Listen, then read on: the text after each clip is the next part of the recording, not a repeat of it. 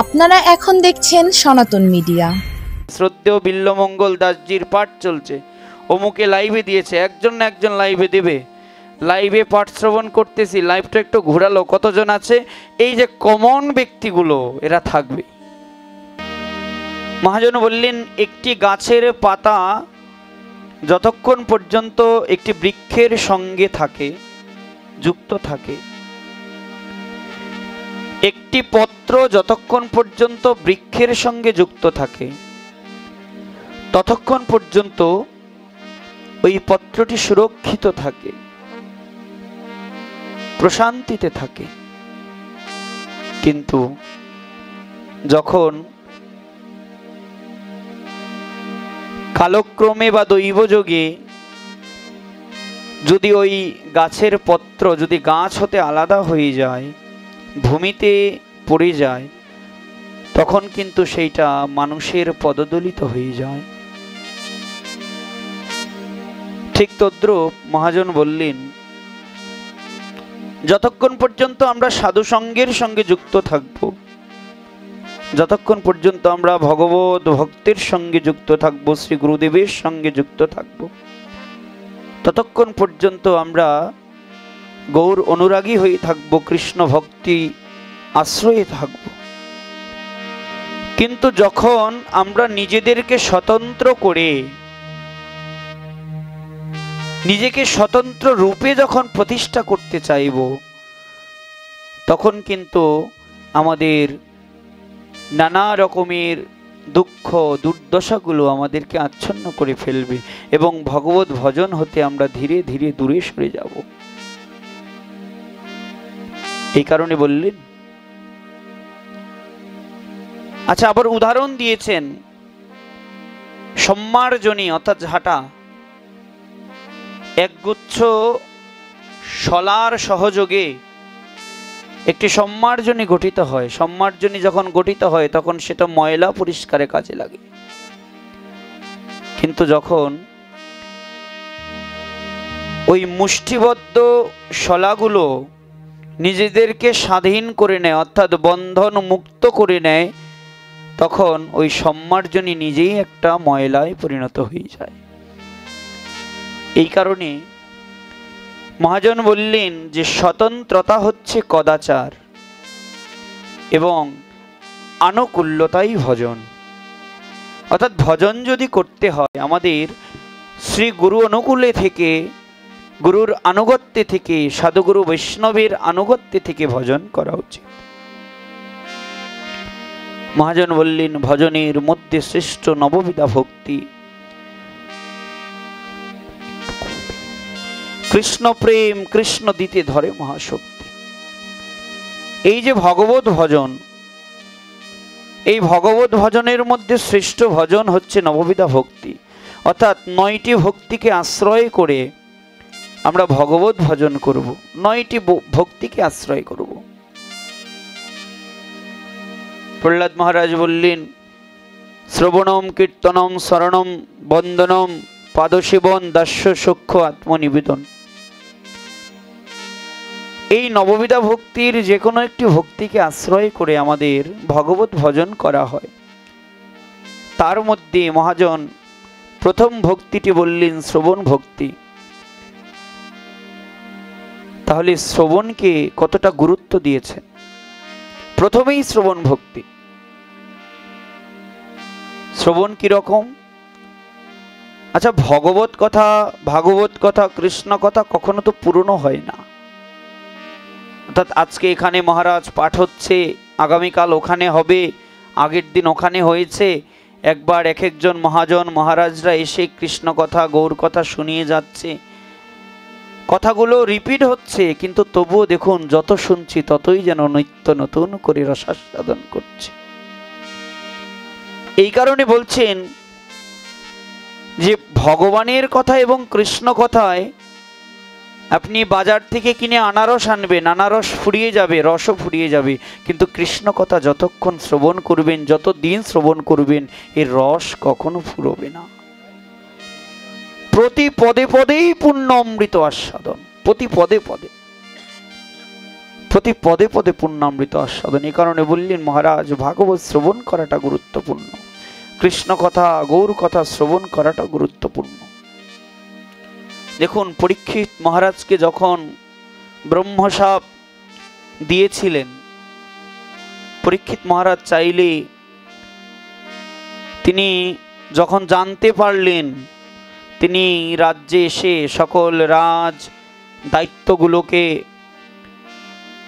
স্বজনের হাতে তুলে দিয়ে তিনি চাইলে পারতেন একটা বিশাল বড় যাগ যজ্ঞ করে অভিশাপের মোচন করতে, কিন্তু করেছেন?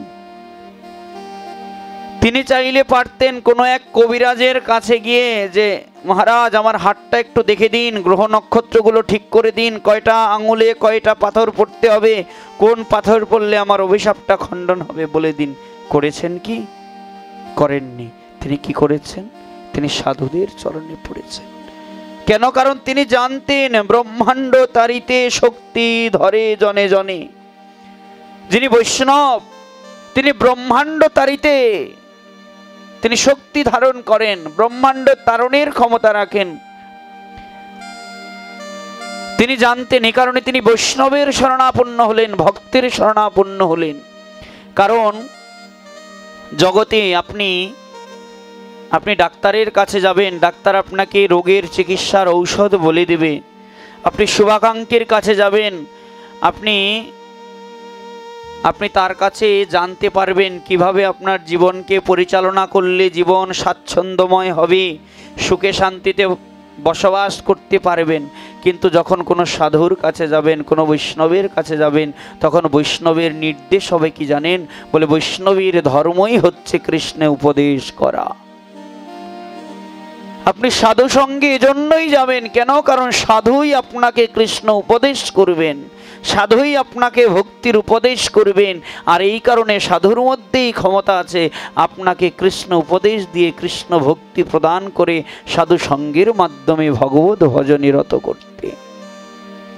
এ কারণে মহারাজ বললেন যে ব্রহ্মাণ্ড তারিতে শক্তি ধরে জনে জনে। একজন বৈষ্ণব যিনি, তিনি ব্রহ্মাণ্ড তারণের ক্ষমতা রাখেন।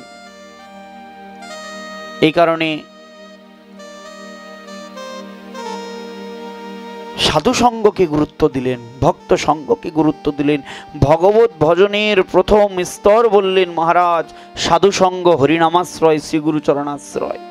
প্রথমে সাধু সঙ্গ বললেন। কেন? সাধু সঙ্গ সর্বশাস্ত্রে কয়, লবমাত্র সাধু সঙ্গে সর্বসিদ্ধি হয়।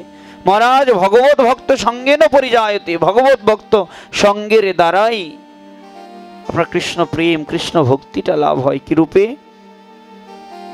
বলছে এই ভক্ত সঙ্গে উপস্থিত হয়ে কৃষ্ণ, আপনার মধ্যে ভক্তি নাই, আপনি ভক্তি অনুশীলন করছেন না, কিন্তু যদি কখনো সাধু সঙ্গে উপস্থিত হন, সাধু সঙ্গে উপস্থিত হয়ে ভাগবত কথা আদি শ্রবণের নিমিত্তে, বলছে বায়ুর সাহায্যে যদি কোনো বৈষ্ণবীর চরণের ধুলি উড়ে গিয়ে মাথায় পড়ে, সঙ্গে সঙ্গে গৌর প্রেম, মতান্তরে রাধা প্রেম লাভ। এই কারণে মহারাজ সাধু সঙ্গকে গুরুত্ব দিয়েছেন ভজনের মধ্যে। আর এই সাধু সঙ্গের মধ্যে বলছে যে ভজনের মধ্যে শ্রেষ্ঠ বললেন নববিধা ভক্তি। প্রথম ভক্তিতে দিলেন শ্রবণ। কেন আমরা শ্রবণ করব? মহারাজ শাস্ত্র বলছেন এই যে ভাগবত, এই ভাগবত কথার অর্থ জানেন? ভাষ্যতে সর্ববেদেষু গীয়তে নারদাদিবিঃ বদন্তি তিসু লোকেষু তরন্তি ভবসাগরাৎ। সমস্ত বেদাদি শাস্ত্রের ভাষ্য হচ্ছে, সমস্ত আগম নিগমাদি শাস্ত্রের ভাষ্য করলেন শ্রীমদ্ ভাগবতমকে,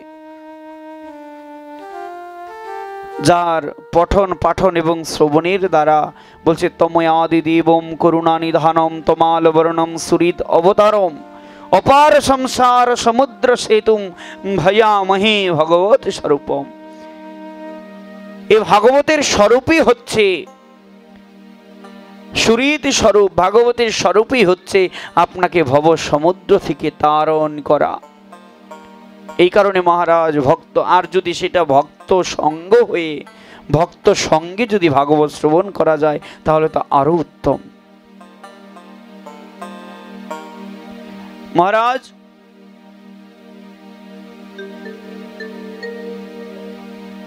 বললেন না, ব্রহ্মাণ্ড তারিতে শক্তি ধরে জনে জনে। ব্রহ্মাণ্ড ভূমিতে কোনো ভাগ্যবান জীব গুরু কৃষ্ণ প্রসাদে পায় ভক্তিলতার জীব। এই ঘুরতে ঘুরতে ঘুরতে ঘুরতে যদি কখনো কোনো বৈষ্ণবীর কৃপা হয়ে যায়, যদি কখনো কোনো ভক্তের কৃপা হয়ে যায়, বলছে কোটি জন্মের থাকলে ভাগ্য, বিষয় ছেড়ে হয় বৈরাগ্য, অনেক ভাগ্যের ফলে বৈষ্ণব আসিয়া মেলে। যদি কোনো বৈষ্ণবের কৃপা হয়ে যায়, ব্রহ্মাণ্ড ভ্রমিতে ভ্রমিতে ঘুরতে ঘুরতে ঘুরতে ঘুরতে যদি কোনো বৈষ্ণবের কৃপা হয়ে যায়, বলছেন তখনই আপনার গুরু কৃষ্ণের প্রসাদে ভক্তিলতার বীজটা হৃদয়ে বপন হয়। তখনই কিন্তু আপনার ভক্তিলতার বীজটা হৃদয়ে বপন হয়। কিন্তু জানেন তো, আমরা সাধু সঙ্গ করতেই চাই না, আমরা ভক্ত সঙ্গ করতেই চাই না। কিন্তু আমাদেরকে যদি ভজন করতে হয়, যদি ভগবত ভক্তি যদি লাভ করতে হয়, সাধু সঙ্গের প্রতি তৃষ্ণা থাকতে হবে। টপিকে উঠে গেল, না বলে পারলাম না। কিছুদিন আগে পিতা দেহ রেখেছেন,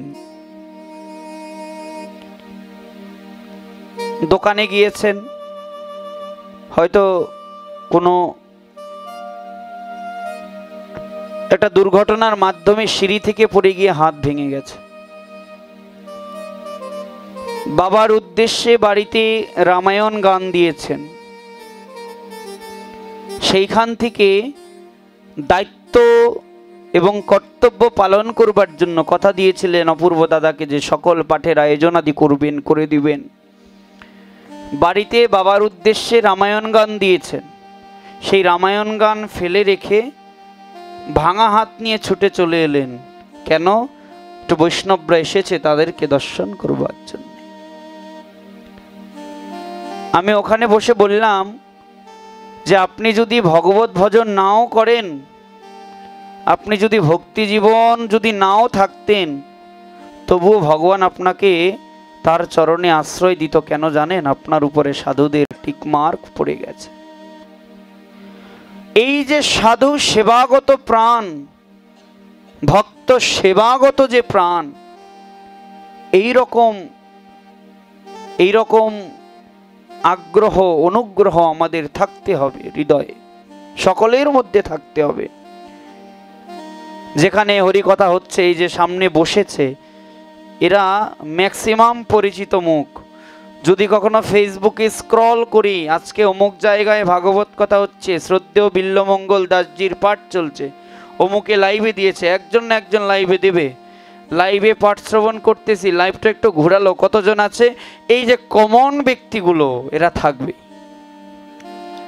তো এই যে সাধু সঙ্গের ভাগবত কথা শ্রবণের যে একটা আকর্ষণ, ভগবান বললেন কি শুধু কৃষ্ণ কথা, তো কৃষ্ণ কথায়, কৃষ্ণ কথায় বলছে শুধুমাত্র শ্রবণের দ্বারাই পরম মঙ্গল লাভ হয়ে যায়। শুধুমাত্র ভাগবত, এটাও ভজন।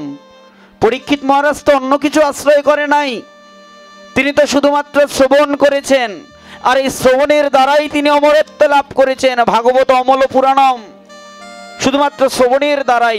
কেউ যদি শ্রবণের প্রতি আকর্ষণ রাখে, কৃষ্ণ কথার প্রতি, কৃষ্ণ কথা শ্রবণের প্রতি যদি অনুরাগ থাকে, বলছে ওই আকাঙ্ক্ষা, ওই অনুরাগটাই ভজন। ওই অনুরাগ থেকেই ভজনের আপনার প্রয়াস হবে, ভজনটা হবে। তো বলছেন মহারাজ, ব্রহ্মাণ্ড ভূমিতে ভ্রমিতে ভাগ্যবান জীব গুরু কৃষ্ণ প্রসাদে পায় ভক্তিলতা জীব। বীজ গুরু কৃষ্ণ প্রসাদেই ভক্তিলতার বীজটা আসে। হৃদয়ে ভক্তিলতার বীজটা বপন হয়। আমরা অনেকে দীক্ষা গ্রহণ করি গুরুদেবের কাছ থেকে, অনেকে দীক্ষা গ্রহণ করি, মনে করি কারো কৃষ্ণ কথায় অনুপ্রাণিত হয়েছি,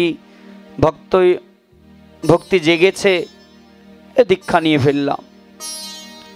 কিন্তু মহাজন বলছেন যে জল খাও ছানকে গুরু ধরো জানকে, অর্থাৎ জল যদি পান করতে হয়, এখন তো টিউবওয়েল ভালো ফিল্টার আছে, এখন আর ছানার প্রয়োজন হয় না, কিন্তু আগের যুগে ছেঁকে জল পান করতে হতো। তো বলছে জল যদি পান করতে হয় ছেঁকে পান করতে হয়, আর গুরুকরণ যদি করতে হয় জেনে শুনে বুঝে গুরুকরণ করতে হবে, জেনে শুনে বুঝে গুরুকরণ করতে হবে। আমি জমি পতিত করে রেখেছি, জমিটা যদি আমার ভালো চাষার হাতে না পড়ে, আর সেই চাষা যদি জমিতে ভালো বীজ বপন না করে, যদি ঠিক করে হাল না দেয়, যদি সুন্দর প্রয়োজন মতো যদি ঔষধাদি সার যদি প্রয়োগ না করে, তাহলে কিন্তু ফসলটা ভালো হবে না। সেক্ষেত্রে চাষার নির্বাচনটা ভালো থাকতে হবে। ঠিক তদ্রূপ এই যে দেহরূপী ভূমিটা পতিত হয়ে আছে, এই দেহরূপী ভূমিতে যদি কৃষ্ণ ভক্তির ফসল, ভগবত ভক্তির ফসল যদি ফলাতে হয়, তাহলে একজন ভালো চাষার হাতে বীজটাকে বপন করতে হবে। ভালো চাষার হাতে বীজটাকে বপন করতে হবে। যদি চাষা ভালো না হয় তাহলে কিন্তু বাবা ফসল ভালো হবে না। আর বীজ যে বপন করব, যদি উর্বর জমিতে বীজ বপন না করি, তাহলে কি সেই বীজ সঠিকভাবে অঙ্কুরোদ্গম হবে? মহাজন বললেন ঠিক তদ্রূপ কিবা বিপ্র কিবান্যাসী শূদ্র কেনে নয়, যে কৃষ্ণ তত্ত্ববেত্তা সেই গুরু হয়। গুরুকরণে কিবা বিপ্র কিবান্যাসী শূদ্র কেনে নয়, এগুলো বিচার্য নয়। গুরুকরণে বিচার্য হলো গুরুদেব কৃষ্ণ তত্ত্ববেত্তা কিনা, তিনি বৈষ্ণব কিনা, তিনি কোনো সদ্গুরু চরণাশ্রিত কিনা, তিনি কোনো সদ্গুরু পরম্পরাশ্রিত কিনা, এইগুলো হচ্ছে বিচার্য। মহাজন বললেন সম্প্রদায় বিহীনা মন্ত্রা নিষ্ফলামতা, অর্থাৎ কেউ যদি সম্প্রদায়বিহীন কোনো গুরুদেবের কাছ থেকে মন্ত্রাদি গ্রহণ করে, বলছে সেই মন্ত্র নিষ্ফল হয়ে যায়। কেউ যদি কোনো গুরুদেবের কাছ থেকে মন্ত্র গ্রহণ করে এবং সেই গুরুদেব যদি সম্প্রদায় ঠিক না থাকে, যদি অসৎ পরম্পরার যদি ভুক্ত হয়, বলছে সেই মন্ত্র নিষ্ফল হয়ে যায়। মহাপ্রভুর পরে মহাপ্রভু তো দেখিয়ে গেলেন, মহাপ্রভু তো 4টি সম্প্রদায়কে বৈষ্ণব সম্প্রদায় হিসেবে স্বীকৃতি দিলেন, ব্রহ্ম, শ্রীশনক, রুদ্র, এই 4টি সম্প্রদায়কে স্বীকৃতি দিয়েছেন মহাপ্রভু। কিন্তু ওই 4টি সম্প্রদায়ের বাইরেও আরো 13টি অপসম্প্রদায়, এখন তো 52টি পর্যন্ত সম্প্রদায় আছে। বলছে ওই চতুঃসম্প্রদায়ের অন্তর্ভুক্ত ব্যতীত অন্য কোনো সম্প্রদায় হতে, মহাপ্রভু স্বীকৃত অস্বীকৃত কোনো সম্প্রদায় হতে যদি কেউ দীক্ষা বা মন্ত্র গ্রহণ করে, বলছে তার ওই মন্ত্র গ্রহণ নিষ্ফল হয়ে যায়। আমি কিছুদিন আগে একটা কথা বলেছিলাম যে গুরু যদি করে বেশ্যায় গমন তবু গুরু পতিত পাবন, এই কথাটা নিয়ে খুব বিরোধ উঠেছিল। সেখানে বলা হয়েছিল যে খাইও মৎস্যের জল শুইও রমণীর কোল প্রেমানন্দে হরিবোল, এই কথাটা কোন শাস্ত্রে আছে? আদতেও শাস্ত্রে নাই। তখন সেইখান থেকে কেউ কেউ বলেছিল এটা শ্রীরূপের ধর্ম, কিন্তু কথা বললে তো সম্প্রদায় বিভেদ লেগে যাবে, সাধুতে সাধুতে মন কালাকালি হবে। অপ্রিয় সত্যি হলেও সঠিক, শ্রীরূপের ধর্ম আর শ্রীরূপের ধর্ম, 2 রূপের ধর্মের মধ্যে কিন্তু তফাৎ রয়েছে। যেইখানে আপনার গুরুদেব যদি মৎস্য ভোজন করে, এরকম সম্প্রদায় রয়েছে যে গুরুদেব মৎস্য ভোজন করবে, মধ্যাহ্নে মহাপ্রভুর ভোগরাগ হবে এবং রাত্রে মৎস্য ভোজন হবে, অর্থাৎ মাছ দিয়ে গুরু সেবা হবে। এই যে সম্প্রদায়ের সিদ্ধান্ত, পঞ্চাঙ্গ তিলক করা, 1 কণ্ঠী তুলসী ধারণ, এই শ্রীরূপের প্রবর্তিত পথ আর রূপগোস্বামী পাদের প্রবর্তিত পথ, দুই পথের মধ্যে কিন্তু আকাশে এবং পাতালে তফাৎ রয়েছে। বর্তমানে আমাদের দক্ষিণাঞ্চলে, আমি বলবো না, বললে আমাকে অনেকেই হয়তো আমার উপরে তাদের ক্রোধ বর্ষণ হতে পারে, কিন্তু এই দুই রূপের মধ্যে আমাদের উচিত রূপ গোস্বামী পাদের আনুগত্যে ভজন গ্রহণ করা। কেন? বুঝতে হবে, সম্প্রদায়ের বিবাদ আছে। মহাপ্রভুর সমসাময়িক কালীন সময়ে আরে সাক্ষাৎ নিত্যানন্দ প্রভুর পরম্পরাতেই তো সহজিয়া ঢুকে গিয়েছিল, নেড়ানেড়ি হয়ে গিয়েছিল। সেক্ষেত্রে যদি মহাপ্রভু সমসাময়িক কালীনেই যদি এত এত অপসম্প্রদায় তৈরি হয়ে যায়, চিন্তা করে দেখুন এখন তার আবির্ভাবের কত বৎসর পর কোনা কাঞ্চিতে কত অপসম্প্রদায় রয়েছে, যাদের গুরু পরম্পরা ঠিক নাই, যাদের গুরু ঘর নাই, যাদের ভজন নাই, সাধন নাই, শুধুমাত্র বাপে দীক্ষা দিয়েছে, দাদা দীক্ষা দিয়েছে, ঠাকুর দাদা দীক্ষা দিয়েছে, এই পরম্পরায় আমিও দীক্ষা দিয়ে যাচ্ছি। কিন্তু আমি প্রচারে যখন যাই, আমি মাঝে মধ্যে জিজ্ঞাসা করি ভক্তদের, আপনাদের কোন ঘর, গুরুদেবের নাম কি? বলেন অমুক। বললাম কোন পরিবার? বলতে পারে না। বলছে গুরুদেব দীক্ষার সময় তো বলে দেয় নাই, দীক্ষার সময় তো বলে নাই কোন পরিবার। তাই বলছি জেনে নাও আপনার কর্তব্য, কোন ঘর? বলছে অমুক ঘর। আবার কেউ কেউ বলে আমরা অমুক গোসাইর, অমুক চান্দির মত। তো এই যে পথ, এই যে বিভেদ, মহাপ্রভুর সন্ন্যাসী তোতাপুরী তৎকালীন সময়ে 13টি অপসম্প্রদায়কে নিষেধ করেছেন আমাদের গৌড়ীয় ভজন থেকে। 13টি অপসম্প্রদায়কে বিভেদ করেছেন। আর এখন তো কোনাকাঞ্চিতে আরো 52টি সম্প্রদায় হয়েছে। তো বলছে এই যে অপসম্প্রদায়গুলো, আউল বাউল, কর্তা বাজা, নেরাধর, বেশ্যাই, সখী বেকি, চূড়াধারী, সহজিয়া, জাত গোসাই, গৌরাঙ্গ নাগরী, আরো কি কি আছে, এই যে সম্প্রদায়গুলো, কেউ শাখা সিঁদুর পরে বলছে এটা গৌর ভজন, গোপীবেশে ভজন। গোপীবেশে ভজনটাকে শাস্ত্রে নিষিদ্ধ বলে নাই। ভগবানকে গোপী না হলে ভগবত কুঞ্জে প্রবেশ করা যায় না, ঠিক আছে, কিন্তু গোপী ভজন যদি করতে হয় হৃদয়ে রেখে করতে হবে, হৃদয়টাকে গোপী করতে হবে, বাহ্যিকভাবে গোপীবেশটা দেখানোর জন্য নয়। আবার কেউ কেউ ওই যে বললাম ঠাকুর দাদা দীক্ষা দিয়েছে, দাদা দীক্ষা দিচ্ছে, বাবা দীক্ষা দিয়েছে, আমিও দীক্ষা দিচ্ছি, একের পর এক গোসাই, কুলের ঠিক নাই, পরম্পরার ঠিক নাই, পরম্পরা ব্যতীত জাত হিসেবে গোসাই হয়ে যাচ্ছে, জাত গোসাই। আবার কেউ কেউ বলে যে আমি দীক্ষা নিয়েছি, আমার ছেলেও দীক্ষা নিয়েছে, এক গুরু ঘর থেকে যদি দীক্ষা না নেয় তাহলে গুরু ত্যাগী ঘর হয়ে যায়, গুরু পরম্পরা ত্যাগ হয়ে যায়, এ জাত গোসাই পরম্পরা।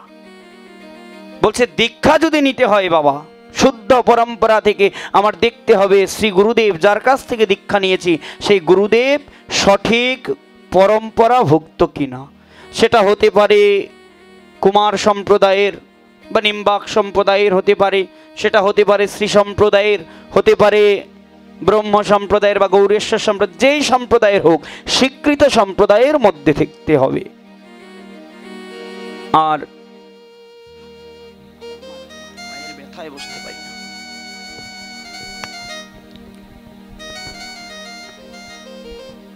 যদি গুরুদেবের কৃপাটা যদি সেইভাবে হয়, যদি গুরুদেবকে যদি সেইভাবে যদি গ্রহণ করা হয়, গুরুদেবের কৃপাটাও সেইভাবে বর্ষিত হবে।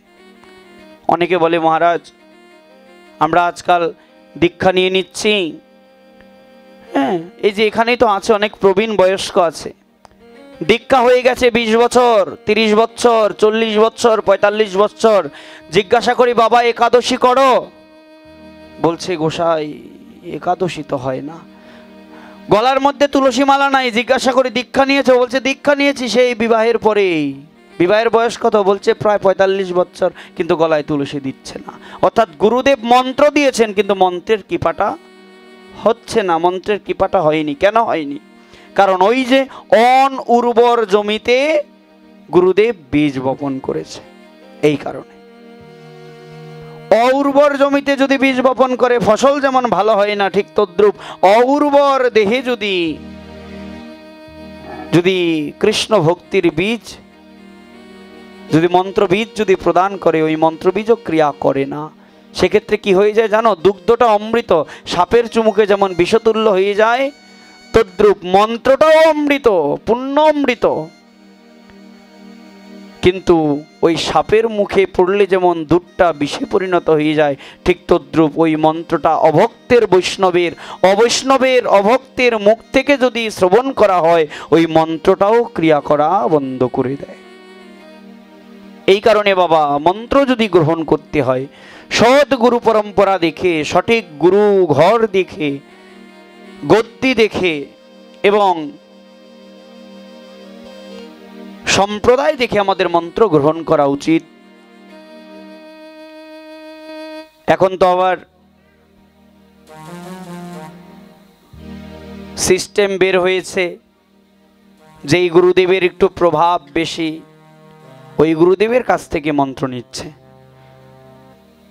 কিন্তু বিচার করতে হবে, হ্যাঁ ঠিক আছে গুরুদেবের প্রভাব রয়েছে, গুরুদেব হরিকথা প্রচার করবেন, কিন্তু দেখতে হবে আমার গুরু ঘর খানা ঠিক আছে কিনা, দেখতে হবে আমার গুরুদেব শুধুমাত্র পাঠে বসে বলে যায় নাকি নিজেও কিছু ক্রিয়া ট্রিয়া করেন। হ্যাঁ, এক বাড়িতে পাঠক গোসাই পাঠ করতে গিয়েছেন বাবা গুরুদেব গিয়েছেন। গুরুদেব যাবার পরে গুরুদেবকে দেখে ভালো সিংহাসন দিল, বসালো, বাড়ির কর্তা জানে না গুরুদেব বাড়িতে এসেছে। শিষ্য তো বাড়ি থেকে বিশাল বড় এক কাতাল মাছ নিয়ে বাড়িতে এসেছে, এসে দেখছেন গুরুদেব বসা। হ্যাঁ গোসাই আপনি এসেছেন, আমি তো জানতাম না, হাই হাই রে কি সর্বনাশ হলো। মাছের ভ্যাগটা না হাত থেকে ফেলে দিয়ে বলছেন, এই কিরে কে কোথায় আছিস, গুরুদেব এসেছে একটু জানালি না। গুরুদেব বলছে, বাবা ওইটা কি ব্যাগের মধ্যে? বলছে কাতাল মাছ। কি মাছ? কাতাল মাছ। মাথাটা বড় আছে। ব্যাসপীঠে বসে আসলে আলোচনা করাটা অযৌক্তিক, কিন্তু টপিকে চলে আসলো। দেখুন আমাদের কিভাবে মানে আমরা শাস্ত্র মনগড়া তৈরি করে কিভাবে আমরা সিদ্ধান্তের পরিবর্তন করি। দেখুন কাতাল মাছ দেখেছে, এখন কাতাল মাছ দেখে তো গুরুদেব তো প্রসাদ ভোজী নিরামিষ ভোজী শিষ্যরা জানে, কিন্তু কাতাল মাছ দেখে গুরুদেবের নিতাই গৌর হরিবোল হয়ে গেছে। এখন গুরুদেব বলছেন, ওরে এত বড় একটা মাছ এনলি, আমি আজকে বাড়িতে আসলাম। গোসাই আপনি চিন্তা করবেন না, বাড়িতে ফ্রিজ আছে, মানে করে ফ্রিজে রেখে দেবো আমরা, আপনি এসেছেন যেহেতু নিরামিষই হবে, আমরা জানি কৃষ্ণ ভক্ত বৈষ্ণবরা নিরামিষ ভোজন করে, প্রসাদ ভোজন করে, আপনি চিন্তা করবেন না, আমরা নিরামিষের যথেষ্ট আয়োজন রেখেছি। এখন বলছে তুই কাছে আয়, কাছে আয়। বলছে শাস্ত্র বুঝিস কিছু, জানিস কিছু, শাস্ত্র কিছু জানিস, কিছু বুঝিস?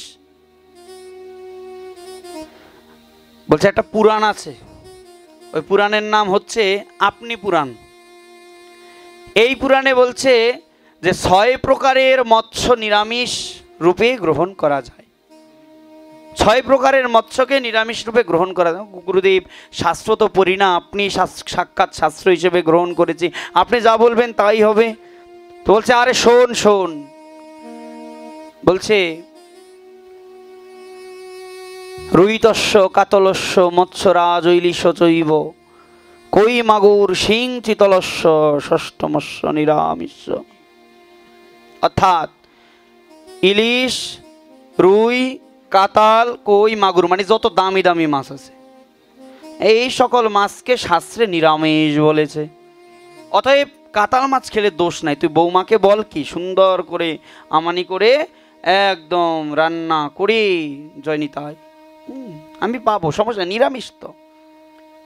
খট্টাঙ্গ পুরাণের কথা তো আমি আবার বলি যে খট্টাঙ্গ পুরাণ কাকে বলে জানেন? যেমন এক খাটের 4টা পায়া থাকে, কখনো কখনো মাঝখান দিয়ে যদি জলই ছুটে যায় তখন একটা ঠ্যাং দিয়ে জাগাই দেওয়া লাগে।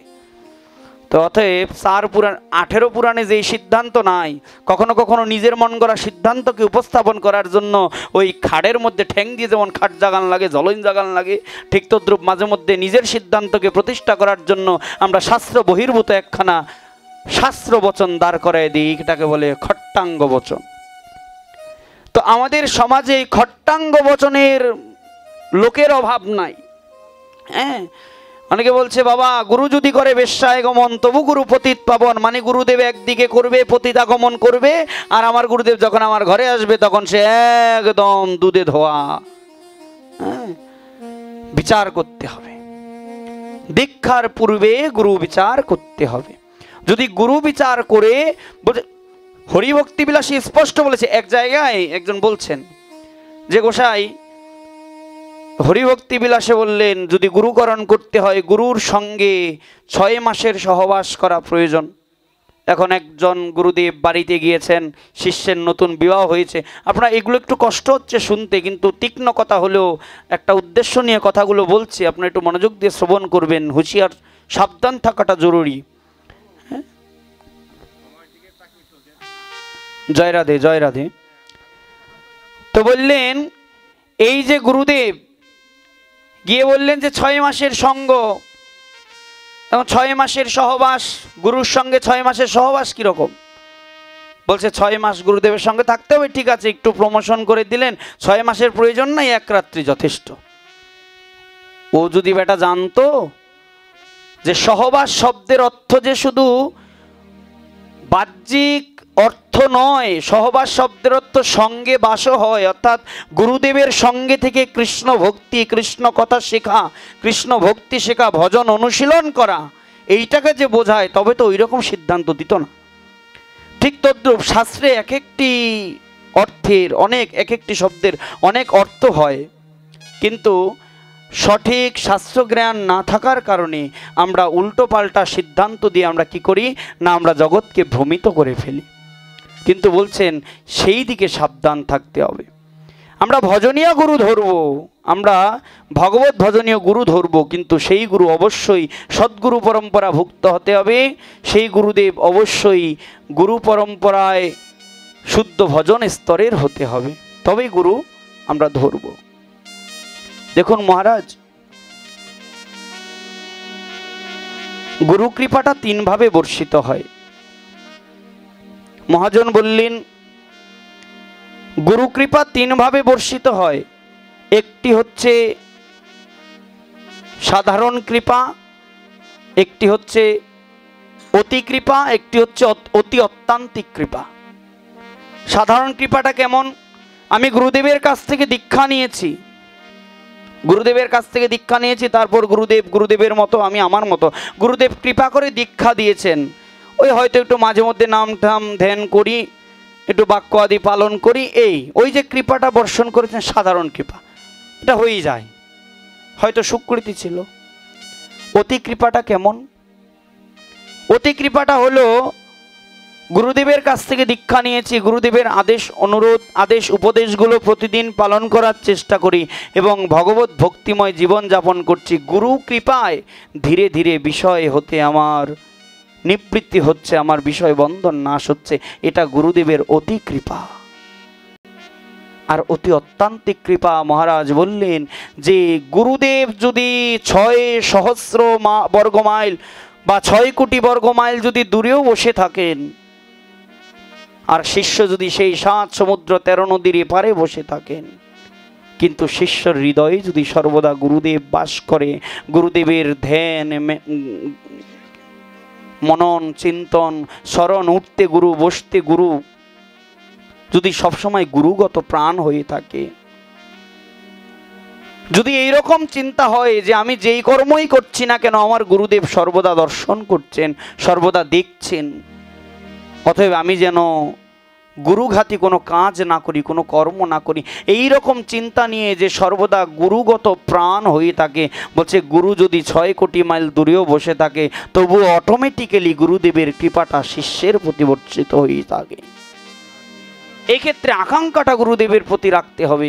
আমাদের শ্রদ্ধেয় বাবা মহারাজ বলেন আকাঙ্ক্ষাটাই ভজন, আকাঙ্ক্ষাই ভজন, আকাঙ্ক্ষাটা তীব্র হতে হবে। গুরুদেব দূরে বসে আছেন, আমি গুরু, অনেকে বলে গুরু ধরবো, ধারের গুরু ধরবো, কাছের গুরু ধরবো, যাতে উঠতে বসতে দেখি গুরুদেবকে। গুরু যদি হয় ধামের, গুরু যদি হয় অমুক জায়গার, গুরু যদি এত দূরে দূরে গুরুদেব 2 বছর 3 বছর পর আসবেন, কিবা দেখা হবে বা সবার বাড়িতে যাবেন না, এত দূরের গুরু ধরলে কি হবে বাবা? গুরুদেবের কৃপাটা আপনার কাছে আসলেই হয় না।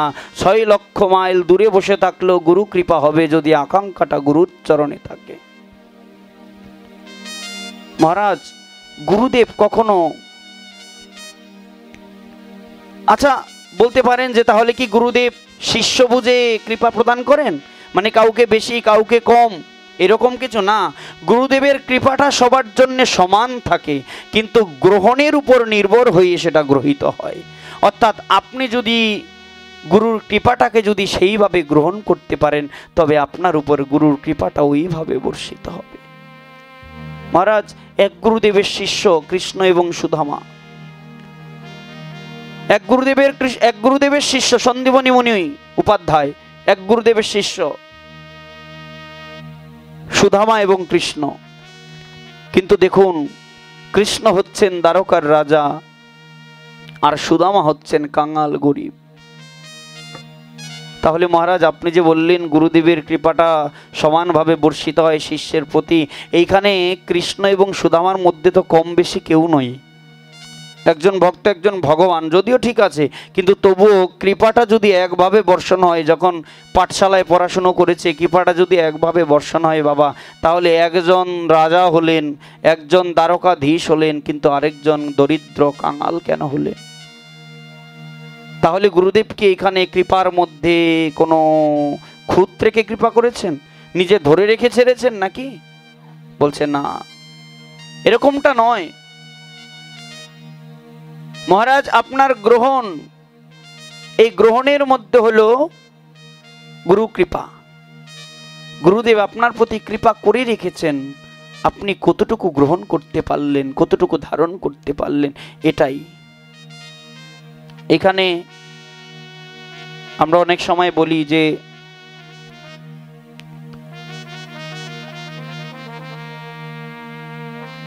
এই যে কৃষ্ণ দ্বারকার রাজা হলেন, এই সম্পূর্ণ দান হলো সুদামার। আচ্ছা, ভক্তই তো ভগবানকে ভগবান করেন নাকি?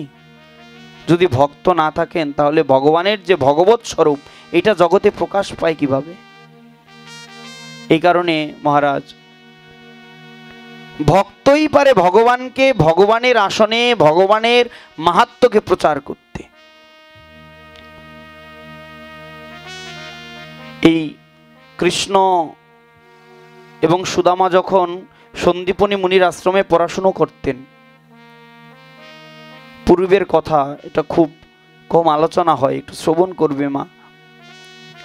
বলছেন, এই কৃষ্ণ যে দ্বারকার রাজা হয়েছেন, ভগবান যে দ্বারকাধীশ হয়েছেন, এর পিছনে সম্পূর্ণ ভক্ত সুদামার হাত রয়েছে। কিরকম? বলছে, যখন তারা গুরুকুলে পড়াশুনো করতেন, যখন তারা গুরুকুলে ছিলেন, মহারাজ, গুরুকুলে থাকা অবস্থায় একদিন ভৃগুমুনি আসলেন। এসে সন্দীপনী মুনি আশ্রমের যেই অডান ছিলেন, মানে তত্ত্বাবধায়ক ছিলেন, ওই মাতাজিকে বললেন, ভবতী ভিক্ষাম দেহি, ভিক্ষা গ্রহণ করলেন, ভিক্ষা চাইলেন। ঘরে ভিক্ষা থাকা সত্ত্বেও ভৃগুমণিকে ভিক্ষা প্রদান করলেন না। কেন? কারণ ঘরে দুমুঠো চনা ভিজায় রেখেছেন কৃষ্ণ এবং সুদামার জন্য।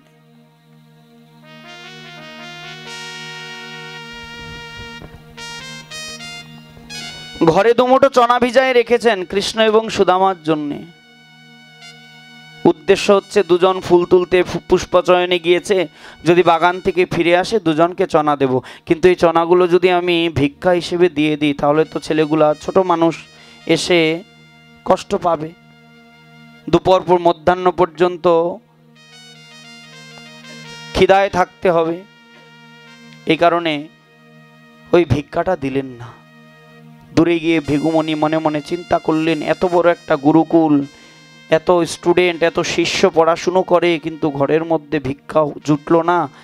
এটা হতে পারে? এত যাগযজ্ঞাদি হয়, ঘরে দানা শস্য নাই, এটা হতে পারে? দিব্য জ্ঞানের দ্বারা দেখতে পেলেন যে ঘরের মধ্যে পুটুলিতে চনা, ভেজানো চনা আছে, কিন্তু ওই শিষ্যদের জন্য রেখেছেন, চনা ভিক্ষা স্বরূপ দেননি। সঙ্গে সঙ্গে বললেন যে একজন ভক্তের চাইতে আপন শিষ্যদের প্রতি বেশি দৃষ্টি, বেশি চিন্তা, আমি অভিশাপ করলাম ওই চনা যে গ্রহণ করবে সে শ্রীহীন হয়ে যাবে। ওই চনা যে গ্রহণ করবেন সে শ্রীহীন হয়ে যাবে। পাশে একটি বৃক্ষের মধ্যে সুদামা বসে বসে শ্রবণ করলেন। হায় রে, এ মুনিবর কাকে কাকে অভিশাপ দিলেন? এই কুলে তো আমাদের গুরুকুলই রয়েছে, হয়তো গুরুকুল থেকে এসেছেন, হয়তো গুরুকুলে ভিক্ষা পাননি, ভিক্ষা গ্রহণ করতে পারেননি, যার কারণে গুরুকুলে গুরুমাকে অভিশাপ দিয়েছেন।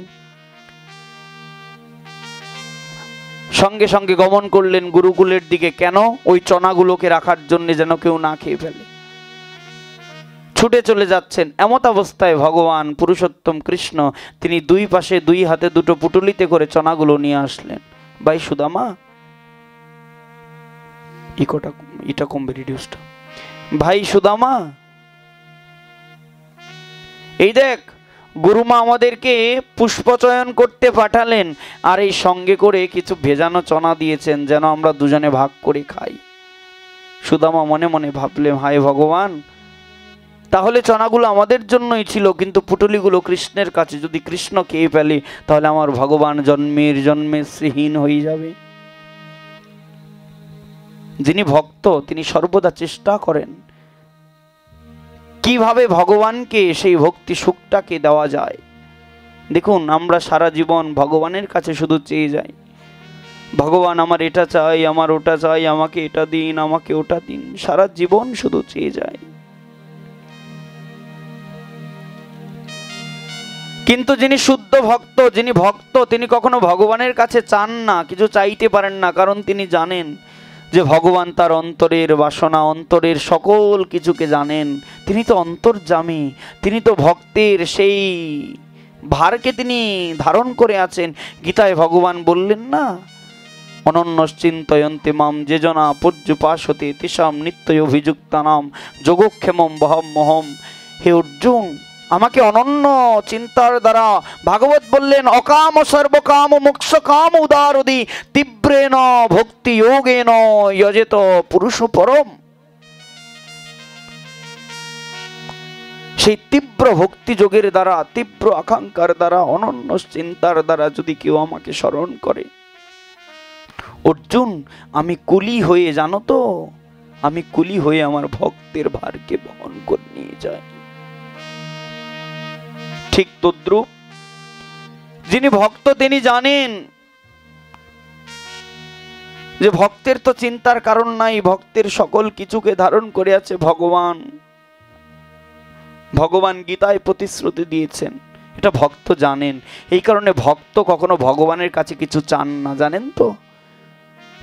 এমনকি ভক্ত ভগবানের কাছে স্বর্গসুখ তো দূরের কথা, স্বর্গসুখও তিনি প্রার্থনা করেন না। একজন ভক্তের আকাঙ্ক্ষাই হচ্ছে সর্বদা গোবিন্দের সেবা করা, সর্বদা ভগবানের সেবা করা, এটাই হচ্ছে ভক্তের আকাঙ্ক্ষা।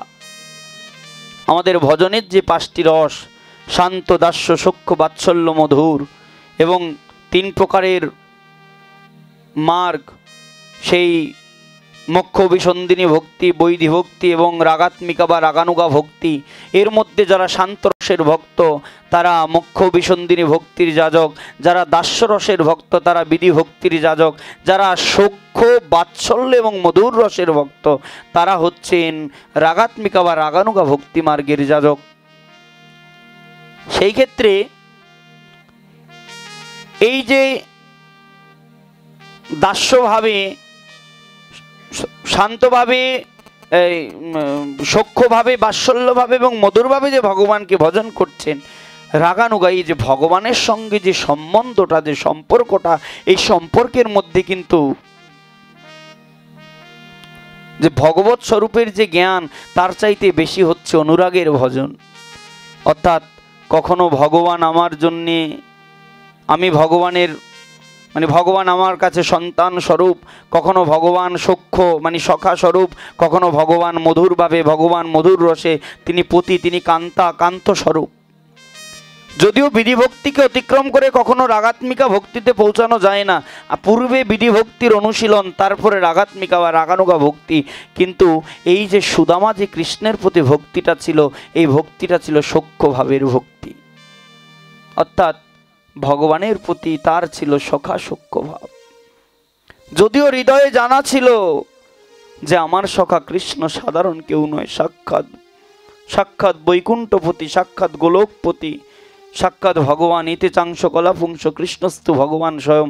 কিন্তু ওই যে সখা বেশ, সবাই তো সখা হতে পারে না, আর সবাই কৃষ্ণের সখা হওয়ারও যোগ্য নয়। বলছে পথের যাওয়ায় আসায় তো কত বন্ধু মিলে যায়, পথের যাওয়ায় চলায় ফেরায় তো কত বন্ধু বান্ধব অর্জন হয়ে যায়, দেখা হয়ে যায়, কিন্তু সবাই তো সখা হতে পারে না। যে সঙ্গে খায়, সঙ্গে বসে, সঙ্গে ওঠে, সঙ্গে চলাফেরা করে সর্বদা, সঙ্গে খায়, সে তো সখা। একদিন ভগবান গাভী চড়াতে এসেছেন ভান্ডির বনে, মা যশোদা পুটুলিতে করে মধ্যাহ্নের আহার দিয়েছেন। বন্ধু মধুমঙ্গল, শ্রীদাম, সুদাম সকলে মিলে কিছু না কিছু আহার নিয়ে এসেছেন। কেন? আজকে আমরা বসে সবাই একত্রে ভোজন করব। সুন্দর করে বৃক্ষ নিচে বসে ভগবানের সখারা সেই পত্রগুলোকে পাতলেন, ভক্ত একজন পারস করে দিলেন, ভগবান বসেছেন, চারপাশে ঘিরে বসে আছেন সখারা। ভগবান বলছেন, আজকে আমার মা আমার জন্য ছানা মাখন পাঠিয়েছে, এই শ্রীদাম, এই সুদাম, এই তোদের জন্য কি পাঠিয়েছে রে? দেখছেন কারো জন্য লুচি, কারো রুটি, কারো মিঠাই, এক একজন এক এক কিছু পাঠিয়েছেন। সবাই আহার গ্রহণ করলেন। ভগবান বললেন, দে মাখন পাঠিয়েছে, এই দেখি শ্রীদাম কি পাঠিয়েছে, তোরটা কিরকম হয়েছে দেখি। ভক্ত খাচ্ছে, সেইখান থেকে উচ্ছিষ্টটাকে ভগবান নিজে নিয়ে গ্রহণ করছেন। আপনি কখনো পারবেন ভগবানকে নিজের উচ্ছিষ্ট প্রদান করতে? কেন? কারণ ওইখানে ভাবটা আপনার অন্যরকম। সেইখানে আপনি মনে করছেন তিনি জগদেশ্বর, অখিলাণ্ড কোটি ব্রহ্মাণ্ড নায়ক, আমি তার দাস। কিন্তু ওই যে ভগবৎ স্বরূপ হলেও সখা ভাব, সখা সখ্য ভাব। ভগবান কখনো, ব্রহ্মা তো শুধু শুধু মোহিত হয়নি, এত বড় সৃষ্টির যিনি সৃষ্টিকর্তা সে ব্রহ্মা, তিনি দেখছেন কি রে, এ নাকি ভগবান, কখনো পুতনাকে বধ করছে, কখনো অগাসুর, কখনো বকাসুরকে বধ করছে। এই যদি ভগবান হবে তাহলে এই গোয়ালার ছেলেগুলোর পাত থেকে উচ্ছিষ্টগুলো গ্রহণ করছে। ব্রহ্মার মোহিত হবার কথা তো। ব্রহ্মা তো শুধু শুধু মোহিত হননি, ব্রহ্মা তো শুধু শুধু শঙ্কা প্রকাশ করেননি, পরীক্ষা তো শুধু শুধু করেননি যে ঠিক আছে ভগবান যদি হবে তাহলে সৃষ্টিকর্তা ব্রহ্মার হাত থেকে বেঁচে দেখাও। গোবৎসগুলোকে হরণ করে ফেললেন। আর ভগবান কি করেছেন? ভগবান তো, তিনি তো লীলাধর, তিনি তো সকল কিছু বোঝেন। ভগবান নিজ হতে সখাদেরকে সৃষ্টি করেছেন। সৃষ্টি করে তিনি সেই এমনকি গোবৎসগুলোকেও সৃষ্টি করেছেন। দিন যাচ্ছে, রাত যাচ্ছে, ব্রহ্মা মনে মনে চিন্তা করছে সকলকে হরণ করে ফেললাম, কিন্তু এই গোকুল থেকে কোনো শব্দ, কোনো শব্দ পাচ্ছি না, ঘটনাটা কি? প্রথম আকাশে নারদ এবং ব্রহ্মা এসে দেখছেন ভগবান দিব্য লীলায়, দিব্য সঙ্গে তিনি তার সখাদের সঙ্গে লীলা করছেন।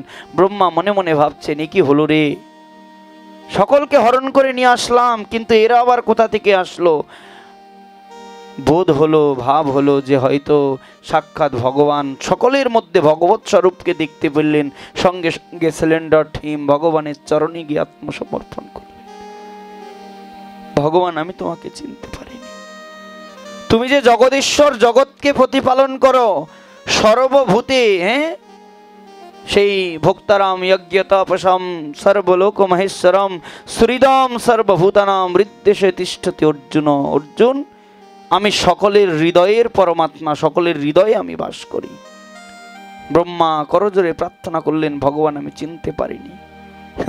ভগবান শুধু ওই ব্রহ্মাকে না, ব্রহ্মাকে বলছেন, ব্রহ্মা শুধু তুমি নয়, তোমার মতো লক্ষ লক্ষ কোটি কোটি ব্রহ্মা আমি সৃষ্টি করে রেখেছি। দেখো আকাশের পানে তাকিয়ে দেখো, দেখছেন কোটি কোটি ব্রহ্মাণ্ডের কোটি কোটি রচয়িতা, কোটি কোটি ব্রহ্মা রাজহংসের পিঠে চড়ে হাত জোর করে ভগবানকে বন্দনা করছেন। ব্রহ্মমোহন, চিন্তা করে দেখুন। এই ভগবান একদিন শ্রীদামকে বলছেন, শ্রীদাম আজকে ওই যে ঋষিদের যে আমের যে বাগানগুলো দেখছিস, ওই আম বাগানে সুমিষ্ট আম ধরেছে, আমগুলো পেকেছে, চল ভাই আজকে আমরা আম খাই। শ্রীদামকে নিয়ে গেছেন, বললেন আমি তো এখনো ছোট, অত লম্বা হইনি, তুই তো লম্বা আছিস, তোর অজানুলম্বিত বাহু, বড় হাত, তুই এক কাজ কর, আমি আজকে নিচে দাঁড়াই, তুই আমার কাঁধে উঠ, কাঁধে উঠে গাছ থেকে আমটা পেরে দে। ভগবান নিচে দাঁড়ায় আছে, ভগবানের কাঁধে শ্রীদাম সখা উঠলেন, উঠে গাছ থেকে আম পারলেন। আম পেরে কামড় দিলেন, দেখলেন একটা অংশ টক রয়েছে, আমখানা ছুঁড়ে ফেলে দিলেন। আরেকটা আম নিলেন, এক অংশ পাকা, সেখান থেকে কামড় দিলেন, দেখলেন টক, আরেক অংশ কাঁচা, দেখলেন টক, এক অংশে কামড় দিলেন, দেখলেন পাকা, ওই সাইডটাতে মিষ্টি ভাব। সঙ্গে সঙ্গে বললেন, নে কৃষ্ণ, এই সাইডটাতে টক আছে, এই সাইডটা খাইস না, ওই পাশ থেকে মিষ্টি, ওই পাশ থেকে কামড় দে। এক পাশে ভক্তের উচ্ছিষ্ট, অন্য পাশে ভগবান পরম তৃপ্তিতে গ্রহণ করলেন। এই কারণে বললেন যে বৃন্দাবনের লীলা, কাঁধে চড়ি কাঁধে চড়াই করি ক্রিয়ারণ, বৃন্দাবনের সূক্ষ্ম রসের এই তো বিয়ন।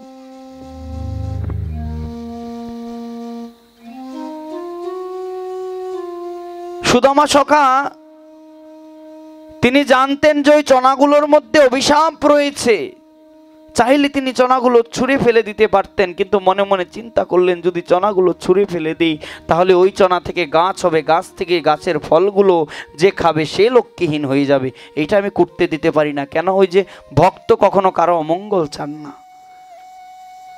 ভক্ত ব্রহ্মাণ্ড তারিতে শক্তি ধরে জনে জনে, ভক্ত কখনো কারো অমঙ্গল চান না। তিনি মনে মনে চিন্তা করলেন আমার ভগবান চনাগুলো পান করবে, তিনি লক্ষ্যহীন হয়ে যাবে, এটা আমি হতে দিতে পারি না। যিনি ভক্ত তিনি ভগবানের সুখে নিজের সুখ খোঁজেন। মা ঘরে বিগ্রহ সেবা করি, সবাই বিগ্রহ রাখি, ঘরের ছোট ছেলেটাকে শিখিয়ে দিচ্ছি বাবা পরীক্ষা ভগবানের কাছে চা, যে ভগবান পরীক্ষায় যেন আমি পাস করতে পারি। আমি তো করছি, আমি তো চেয়ে যাচ্ছি, ঘরের ছেলেটাকেও আমি ভগবানের কাছে শিক্ষা দিচ্ছি যে তার কাছে চাইতে হয়, চাইলেই পাইবি, তার কাছে চাইতে হয়। আমি তার কাছে শুধুমাত্র চাইতেই শিখিয়ে গেলাম। কিন্তু কখনো আমরা ভগবানের কাছে গিয়ে নিজেকে আত্মসমর্পণ করে কখনো এইরকমটি করি না, করতে চাই না, যে যদি কখনো সুযোগ হয় ভগবানের কাছে গিয়ে বসে যে ভগবান প্রতিদিন তো তোমার কাছে চেয়ে গেলাম, যা চেয়েছি তুমি তাই দিয়েছ, কিন্তু আজ আমি তোমার কাছে চাইছি ভগবান, আজ আমি দেওয়ার, আজ আমি দানের ঝুলি নিয়ে বসেছি, আজ আমি ভক্ত, আমি দানের ঝুলি নিয়ে বসেছি। তুমি ভগবান সারা জীবন তোমার কাছে চেয়ে গেছি, তুমি দানি, আমি গ্রহীতা, সারা জীবন তোমারটাই গ্রহণ করেছি, কিন্তু আজ আমি দানের ঝুলি নিয়ে বসেছি। বলো ভগবান তুমি ভক্তের কাছে কি চাও? কোনোদিন বলার সুযোগ হয়েছে মা? কোনোদিন বলেছেন? সবাই তো ঘরে ঘরে গোপাল সেবা করেন, গোবিন্দের সেবা করেন, কতজন বলেছেন যে গোপাল সারা জীবন তোমার কাছে চেয়ে গেছি, কিন্তু আজকে আমি দানের ঝুলি নিয়ে বসেছি, বলো তোমার কি চাই? যদি ভগবত বিগ্রহে যদি মুখ ফোটাতে পারেন, সেদিন ওই বিগ্রহতে ভগবান কি বলবে জানেন? ভগবান বলবেন আমার কিছু চাই না, আমি চাই শুধু একটু প্রেম আর ভক্তি, আমি শুধু চাই একটু প্রেম আর ভক্তি। কিন্তু জানেন তো এই প্রেম আর ভক্তিটাই ভগবানকে দিতে পারলাম না।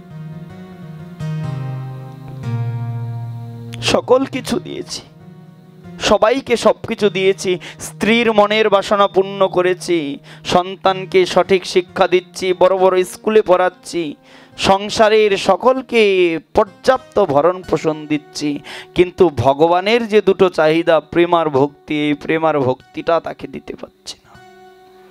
জগতে সকলের বাসনা পূরণ করছি, কিন্তু যার চরণে নিজেকে সমর্পণ করলে সমস্ত সুখ, সমস্ত প্রশান্তি সেই পরমেশ্বর, সেই ইষ্ট, সেই ভগবান তাকে প্রেম ভক্তিটা প্রদান করতে পারছি না। তো যিনি ভক্ত তিনি সর্বদা চিন্তা করেন, চেষ্টা করেন যে আমার ভগবানের সুখে আমার সুখ। ঠিক তদ্রূপ ভক্ত সুদামা মনে মনে চিন্তা করলেন, আমি তো হতে দিতে পারি না, যেহেতু আমি জানি যে এই চনাগুলোর মধ্যে অভিশাপ রয়েছে, অতএব আমি চনাগুলো ভগবানকে খেতে দিতে পারি না। তিনি মুহূর্ত খুঁজলেন যে কখন ভগবানের কাছ থেকে চনাগুলো নিয়ে যাবেন। হঠাৎ করে জানেন তো, বলছে না ভক্তের তীব্র আকাঙ্ক্ষা যদি থাকে সমগ্র প্রকৃতি তাকে সাহায্য করেন। সঙ্গে সঙ্গে মেঘ আচ্ছন্ন হয়ে বৃষ্টিপাত হলো। বৃষ্টিপাতের সঙ্গে সঙ্গে ভগবান সুদামাকে বলছেন, এই সুদাম ভাই আয়, একটি গাছের নিচে আয়, বৃষ্টিতে ভিজে যাবি তো, ঠান্ডা লাগবে। বড় একটি গাছের নিচ দেখে দাঁড়িয়েছেন। একজন এক গাছে উঠেছেন, ভক্ত সুদামা দেখে বড় একটি গাছ, সঙ্গে সঙ্গে ওই কোমর থেকে চনাগুলোকে ছিড়াই নিয়ে বড় গাছে উঠে পড়েছেন। উঠে পড়ে বলছেন, কৃষ্ণ বলছেন, হ্যাঁ সুদামা তুই গাছে উঠলি ভালো কথা, আমার কাছে চনাগুলো নিয়ে গেলে। সঙ্গে সঙ্গে চনাগুলো নিয়ে ভক্ত সুদামা সব নিজে খেয়ে ফেললেন। আরে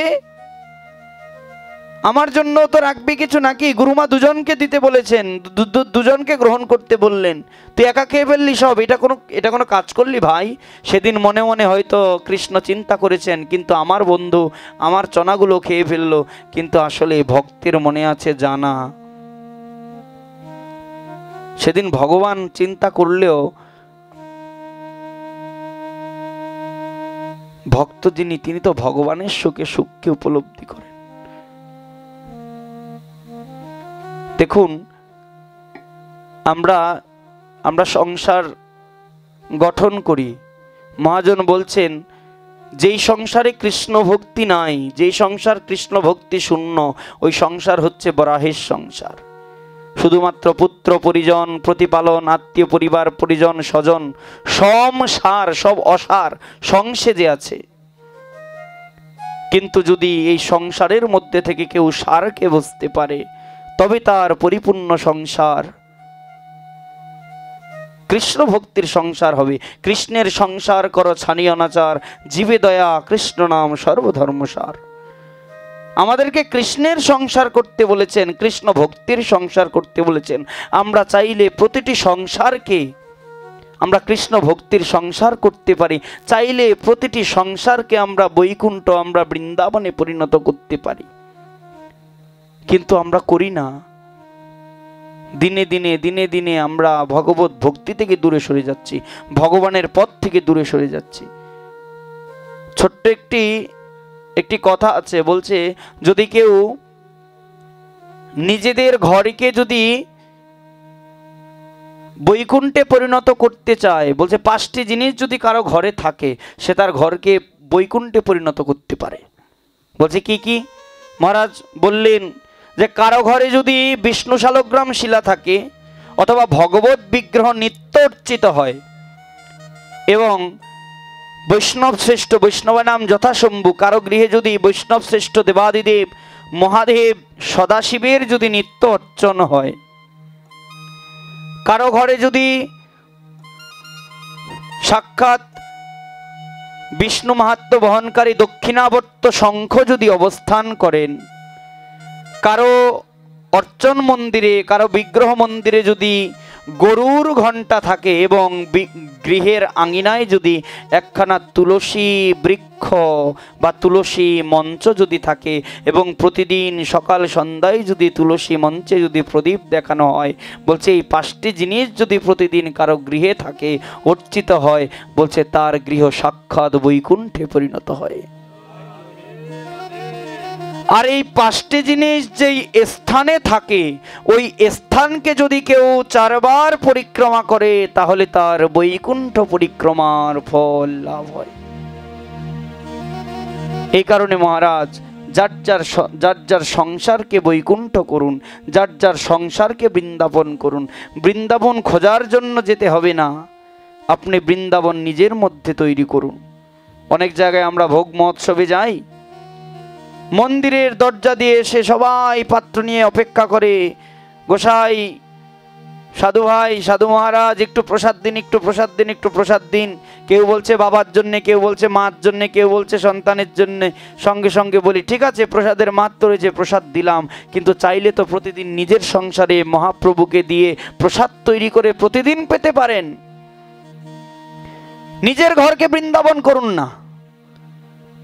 আপনি ঘরকে বৃন্দাবন করেন নাই, হৃদয়ের মধ্যে বিষয়ে বাসনা নিয়ে বৃন্দাবন গেলেও আপনি বৃন্দাবনে বিষয় খুঁজবেন। ওই দেখবেন বড় বড় ইট পাথর, বড় বড় মন্দির, হ্যাঁ, এগুলো দেখতে পারবেন। কিন্তু যদি গৃহে বসে কৃষ্ণ ভক্তির সংসার করেন, গৃহটাকে যদি ভক্তিময় করেন, আপনি ওই বৃন্দাবনকে গৃহের মধ্যেই দর্শন করতে পারবেন। কিন্তু এই কারণে উচিত আমাদের হৃদয়ের, আমাদের সংসারটাকে ভক্তিময় করা। বলছে 10-5 মিলে নিজ দ্বারেতে বসিয়া কীর্তন করি সবে হাতে তালি দিয়া। ঘরের মধ্যে যে কজন রয়েছে সকাল সন্ধ্যা আমরা সন্ধ্যা প্রদীপ দিই, সন্ধ্যা প্রদীপ দিয়ে আমরা লক্ষ্মীকে সন্তুষ্ট করি, যে গৃহের মধ্যে একটু সন্ধ্যাবেলা একটু সন্ধ্যা প্রদীপ দিয়ে দেবী লক্ষ্মীকে। আচ্ছা বলুন তো, কোনো দেবী, যেমন বিবাহিত দেবী লক্ষ্মী, তিনি তো অবশ্যই ভগবান পতি রূপে রয়েছেন, ভগবান নারায়ণ, তিনি কি কখনো চাইবেন তার স্বামী ব্যতীত তিনি একা পূজা গ্রহণ করতে, স্বতন্ত্র পূজা গ্রহণ করতে? কোনো স্ত্রী কি চায় তার স্বামী ব্যতীত নিজে সকল ভালো ভালো আহার গ্রহণ করবে, স্বামী বাজার থেকে আসবে, তার জন্য একদম পড়ে যাওয়া যেগুলো বেঁচে রয়েছে ওগুলো? কোনো স্ত্রী, যিনি সৎ স্ত্রী, তিনি চাইবেন? ঠিক তদ্রূপ আমরা লক্ষ্মী দেবীকে প্রসন্ন করছি ঘরে, কিন্তু লক্ষ্মী দেবী প্রসন্ন হন ভগবত ভক্তিতে, কৃষ্ণ ভক্তিতে, সেই ভক্তিটা আমরা পালন করছি। তাহলে আমরা লক্ষ্মী দেবীকে কিভাবে সন্তুষ্ট করব? ভগবান, আমি তো প্রথমেই বললাম, ভগবান তো কথা দিয়ে দিয়েছেন, ভক্তের চিন্তা করার কারণ নাই। ভক্ত খালি দেখবে। আজকে ভক্ত সুদামা, তিনি দরিদ্র ব্রাহ্মণের জীবন যাপন করেছেন, কিন্তু আপনারা জানেন যে অন্তিমে গিয়ে কিন্তু ওই চিপিটক চূর্ণ খেয়ে ভগবান তার সকল অবাঞ্ছিতকে পূরণ করেছেন, জানেন না? তাহলে কেন? কারণ ভগবান তো জানে ভক্তের কি লাগে কি লাগে না, এটা ভগবান জানে, এটা দেওয়ার জন্য ভগবান বসে রয়েছেন। কিন্তু আমার কাজ হচ্ছে তাকে নিয়ে চিন্তা করা। ভাবছিস বসে চলবে কিসে? তুমি ভাববার কে? ভাবার যিনি ভাবছেন তিনি, তুমি ভাবো তারে। কিন্তু নিজেকে প্রশ্ন করুন, কোশ্চেনস ইউরসেলফ, নিজেকে প্রশ্ন করুন, সেই ভাবনাটা কি ভাবতে পেরেছি? সকাল সন্ধ্যা 3 বেলা ভাবি ভগবানকে আজকে ডাকবো, কালকে ডাকবো, ভজন করব, কিন্তু ভজনটা হয়ে ওঠে না, কৃষ্ণ ভক্তিটা অনুশীলন হয়ে ওঠে না, ভগবত ভক্তিটা হয়ে ওঠে না। কেন? কারণ আমরা ভগবানকে দেখিয়ে যাই, ভগবান এটা দেব ওটা দেব, কিন্তু হৃদয় থেকে ভগবানকে কখনো ডাকি না। আজকে ভক্ত সুদামা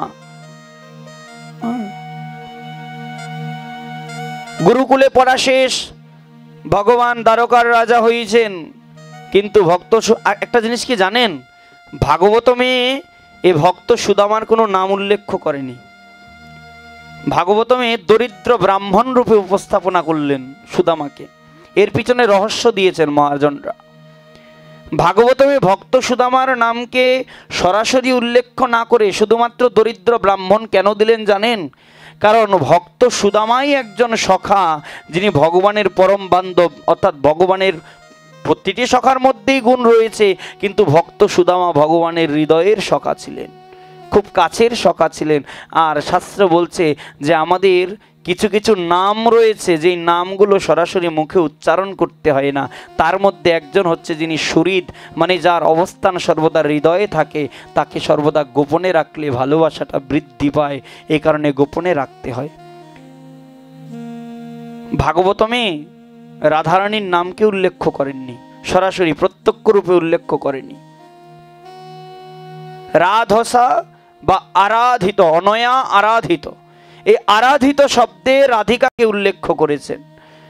প্রত্যক্ষ রূপে শ্রী রাধা ভাবে রাধারানীকে উল্লেখ করা হয়নি। কেন জানেন? কারণ রাধারানী হচ্ছে কৃষ্ণের অন্তরঙ্গা শক্তি, লাদিনী শক্তি। সবচেয়ে দুর্বল পয়েন্ট হচ্ছে রাধারানী। যদি সুখদেব গোস্বামী একবার রাধা নাম করতেন, 7 দিন পর্যন্ত অচৈতন্য অবস্থায় ভাবাবিষ্ট হয়ে থাকতেন। যদি তিনি ভাগবতে রাধারানীকে উল্লেখ করতেন, রাধা শব্দ যদি তিনি চিন্তন করতেন, তাহলে পরীক্ষিতকে ভাগবত দান সম্ভব হতো না। এই কারণে ভাগবতে রাধা শব্দকে উল্লেখ করেনি। ঠিক তদ্রূপ ভগবানও সরাসরি সুখদেব গোস্বামী পাদ সরাসরি ভাগবতে ভক্ত সুদামার নাম উল্লেখ করেনি। আপনারা পড়ে নেবেন, দেখবেন ভক্ত সুদামার নাম নেই, ওখানে দরিদ্র ব্রাহ্মণ হিসেবে লেখা আছে অধ্যায়টাতে। কেন জানেন? মহাজন বলছেন কারণ ভক্ত সুদামা ছিল হৃদয়ের শাখা। আমরা তো আজকাল গুরুদেবের যখন তখন গুরুদেবের নাম মুখে উচ্চারণ করে ফেলি, কিন্তু শাস্ত্র বলছে কিছু কিছু নাম আছে যে নামগুলোকে সরাসরি উল্লেখ করতে হয় না। তার মধ্যে প্রথম হচ্ছে শ্রী গুরুদেব বা কোনো মহাজনের নাম সরাসরি মুখ থেকে উল্লেখ করতে হয় না। যদি উল্লেখ করতে হয় তাহলে বিশেষণ যুক্ত করে শ্রদ্ধার সহিত উল্লেখ করতে হবে। যেমন যদি আপনাকে স্মরণ করতে হয় যে রাধাকুণ্ডীর রঘুনাথ দাস গোস্বামী গদ্যির ভূতপূর্ব মহান্ত শ্রদ্ধেয় পরম পূজ্যপাদ অনন্ত দাস বাবাজি মহারাজ, আপনাকে যদি বলা হয় তার নাম স্মরণ করুন, আপনি সরাসরি 108 অনন্ত দাস বাবাজি বলতে পারবেন না। আপনাকে বিশেষণ যুক্ত করে শ্রদ্ধার সহিত একটু মাথাটাকে নত করে শ্রদ্ধার সহিত তাকে উচ্চারণ করতে হবে। এটা হচ্ছে শোভতা, শোভনীয়তা।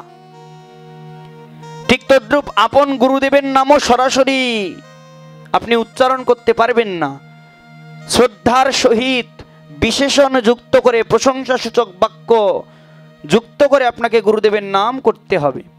ঠিক তদ্রূপ পিতামাতার নামও কেউ সরাসরিভাবে উচ্চারণ করতে পারেন না, পিতামাতাকেও শ্রদ্ধার সহিত নাম উচ্চারণ করতে হবে। যদি কখনো প্রয়োজন হয় তবেই পিতাকে নাম ধরে ডাকতে পারেন, নচেত বাবাকে নাম ধরে ডাকাটা উচিত নয়। ঠিক তদ্রূপ একজন স্ত্রী কখনো স্বামীর নাম ধরে ডাকা উচিত নয়। এখন তো ঘরে ঘরে আধুনিক যুগে বিবাহ হয়ে যাচ্ছে, বউ স্বামীকে বলে ডাকছে নাম ধরে, অমুকের, আগে বলতো অমুকের বাবা, অমুকের ভাই, এরকম করে একটা করে ডাকতো, কিন্তু এখন তো সরাসরি নাম ধরে ডাকে। কিন্তু শাস্ত্র বলছে স্ত্রী কখনো স্বামীর নাম ধরে ডাকবে না, স্বামী সর্বদাই স্ত্রী থেকে বড় হয়। ঠিক তদ্রূপ নিজে কখনো নিজের নামকে সরাসরি বা খুব প্রয়োজন না পড়লে উচ্চারণ করতে হয় না। কথায় কথায় অনেকে বলে আমি অমুক, আমাকে চেনো, এই যে একটা ভাব অহমিকা এটা তৈরি হয় ভিতরে। এই কারণে সরাসরি কখনো নিজের নামকে উচ্চারণ করতে হয় না। আর যথাসম্ভব কথা কম বলতে হয়। তাতে কি হয় জানো? তাতে কথার গুরুত্ব বৃদ্ধি পায়। আর শাস্ত্রে 5টি জিনিসকে গোপন করেছেন, যেটি যদি গোপন রাখা হয় তাহলে ভজনের ভক্তি, ভজনের শক্তিটা বাড়ে। তার মধ্যে প্রথম দিয়েছেন আরাধ্য বিগ্রহ, অর্থাৎ যেই বিগ্রহের আরাধনা করে, যার ইষ্ট যেই বিগ্রহ, যথাসম্ভব ওই বিগ্রহকে গোপনে রাখতে হয়, বিগ্রহের গুণকে গোপনে রাখতে হয়। এখন তো অনেকে বলে ফেলে ভগবানের সঙ্গে কথা হয়, নুপুরের ধ্বনি শুনি, ভোগ দিলে খায়, অনেকে বলে ফেলে, কিন্তু বলছে এটাকে গোপনে রাখাটাই ভজন। রঘুনাথ দাস গোস্বামীর গদ্যের সমাধিতে রামদাস বাবাজি মহারাজ কাঁদছেন, ধুলায় গড়াগড়ি যাচ্ছেন, আমার গৌর পাওয়া হলো না, আমার নিতাই পাওয়া হলো না। জনৈক ভক্ত এসে বলছেন, কহ কহ রামদাস, সত্যি করে কহ, তুমি কি সত্যি গৌর পাওনি, সত্যি নিতাই পাওনি? বলছেন পেয়েছি। তাহলে মিথ্যে কেন বলছো, মিথ্যে কেন বলছো? বলছে পেয়েছি বললে যদি হারিয়ে যায়, পেয়েছি বললে যদি হারিয়ে যায়। আজকে একজন সিদ্ধ বাবা, সিদ্ধ জগন্নাথ দাস বাবাজি মহারাজের তিরোভাব তিথি, সিদ্ধ বাবার কাছে জনৈক দুজন ভক্ত এসে বলছেন, দেখুন ভজনটা গোপন কিরকম। বলছে আরাধ্য বিগ্রহ গোপনে রাখতে হবে, প্লাস নিজের ভজনটাকে গোপন রাখতে হবে। ভজনটা গোপন কিরকম? সিদ্ধ বাবার কাছে এসে জনৈক ভক্ত বলছেন, আপনি নাকি সিদ্ধ বাবা, সমগ্র নবদ্বীপে সমগ্র বৃন্দাবনে আপনার মাহাত্ম্য প্রচারিত, আপনি সিদ্ধ বাবা। বাবা বলছেন না না, আমি সিদ্ধ টিদ্ধ কিছু নই, আমি অসিদ্ধ, এখনো সিদ্ধ হতে পারিনি। বলছে না না, আপনি সিদ্ধ, আপনি সিদ্ধ, চারদিকে সবাই আপনাকে সিদ্ধ বাবা বলে যেহেতু ডাকে, আপনি সিদ্ধ। তা সিদ্ধ বাবা যেহেতু একটু কিছু ভেলকি টেলকি করে দেখান আমাদেরকে, আমরা একটু দেখি আপনি কিরকম সিদ্ধি লাভ করেছেন। বাবা বলছেন ওরকম সিদ্ধ টিদ্ধ কিছু নয়, চেষ্টা করি ভজন করার। বলছে না না বাবাজি, সিদ্ধ যেহেতু আছে নামের শুরুতে, সবাই যেহেতু আপনাকে সিদ্ধ বলে ডাকে, আমাদেরকে কিছু দেখান আপনি কিরকম সিদ্ধ হয়েছেন। বলছে সিদ্ধ টিদ্ধ কিছু নয়, সঙ্গে থেকে কাছ থেকে একটা লাঠি নিয়েছেন সিদ্ধ বাবা, সিদ্ধ জগন্নাথ দাস বাবাজি মহারাজ। একটা লাঠি নিয়ে যেই হাতে তুললেন, ওই জনৈক ভক্তরা মনে করছেন যে হয়তো বারবার বিরক্ত করার কারণে লাঠি নিয়েছেন। এ বললেন এই পালা পালা পালা, বাবা বোধহয় রাগ করলো। বলছে না না পালাচ্ছি না। লাঠিটা নিয়ে ভূমিতে টোকা দিলেন।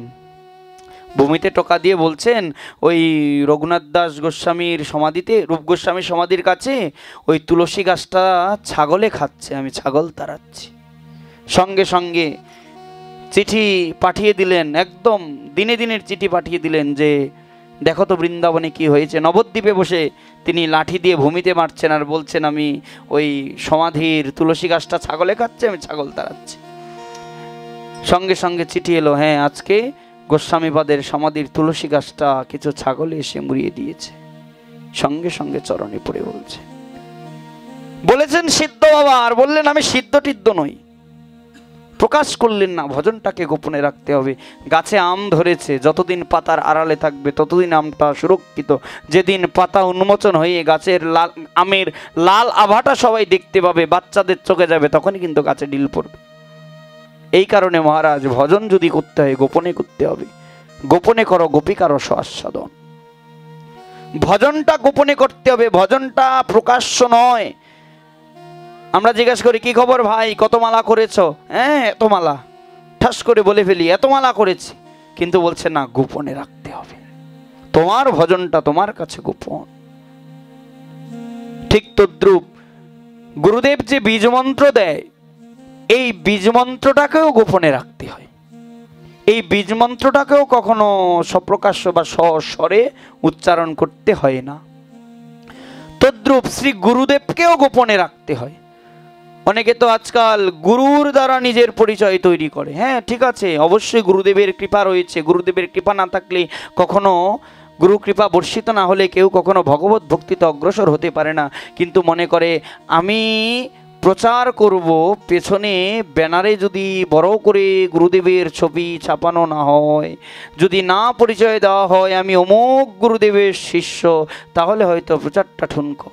হ্যাঁ গুরুদেব যদি অনুমতি দেয় ঠিক আছে, তুমি প্রচারে নাম উল্লেখ করতে পারো, তুমি গুরুদেবের প্রচার করো, মহাপ্রভুর প্রচার করো, সেই ক্ষেত্রে উল্লেখ করাটা স্বাভাবিক।